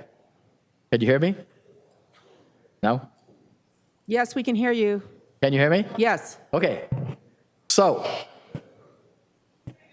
deja vu of 11/6/2019, when the chambers were full of Solutions for Change folks that kept the Oceanside voters from voting on a real estate project.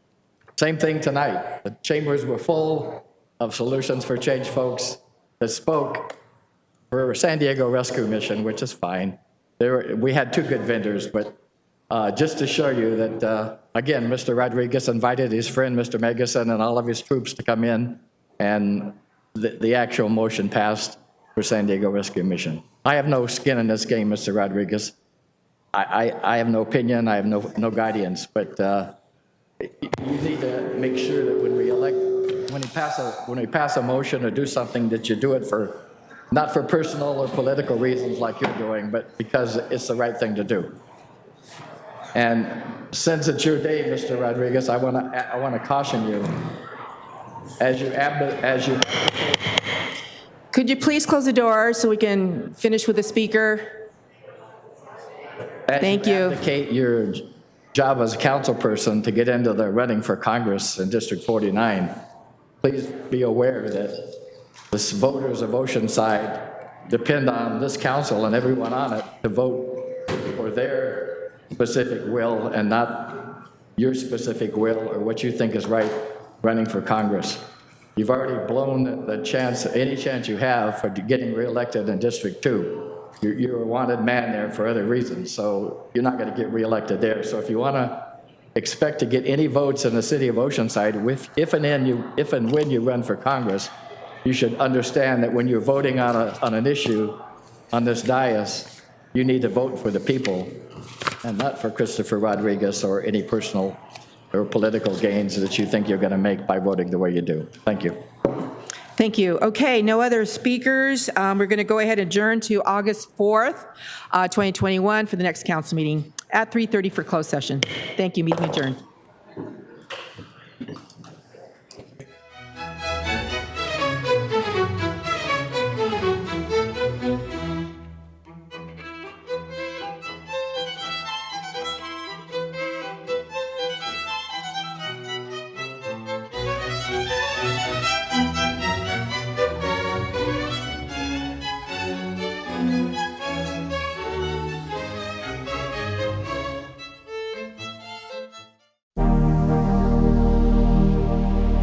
We are KOCT Television, broadcasting from Oceanside, California.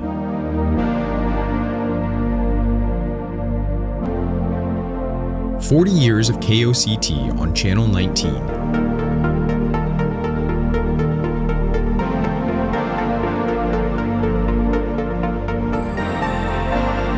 Go to KOCT.org and show your support.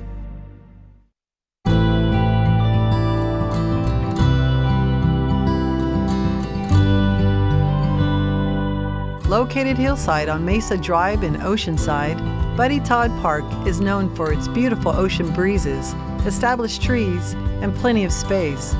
Developed nearly a century ago in 1929, it is Oceanside's oldest park. Originally named Parnassus Circle, it was later renamed in 1946 for John Buddy Todd, the first Oceanside resident to pass in World War II. Buddy Todd Park offers 19 acres of panoramic views, a multi-purpose field, picnic areas, restroom facilities, children's playgrounds, and beautiful walking paths. Buddy Todd Park is open from 6 a.m. to 9 p.m. Visit today.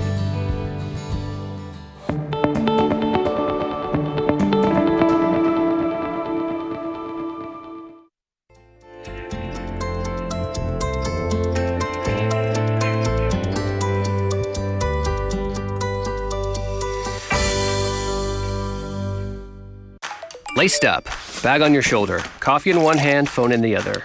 You multitask, as if just walking isn't enough. Stop. Stop. Look up. Look both ways. Hey drivers, look for crosswalks. Runners, look for drivers.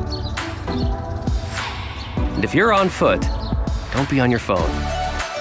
Let's start looking out for each other again. It's a busy world out there, and we're all in it together. Go safely, California. Hi there, I'm Rich Oseguera, host and producer of The Divine Urge and founder of Rich Awakenings Media, and I am proud to be a friend of KOCT. One of the reasons I'm honored to support this station is because of the wide array of enlightening programming that KOCT offers us every day on the community channel. I truly believe that learning about the many diverse businesses, people, and places that are the fabric of San Diego help us to appreciate this beautiful land that we call home. This is why I'm inviting you to join me and become a friend of KOCT. Become a friend of KOCT Television at KOCT.org. You're watching 40 years of KOCT Television.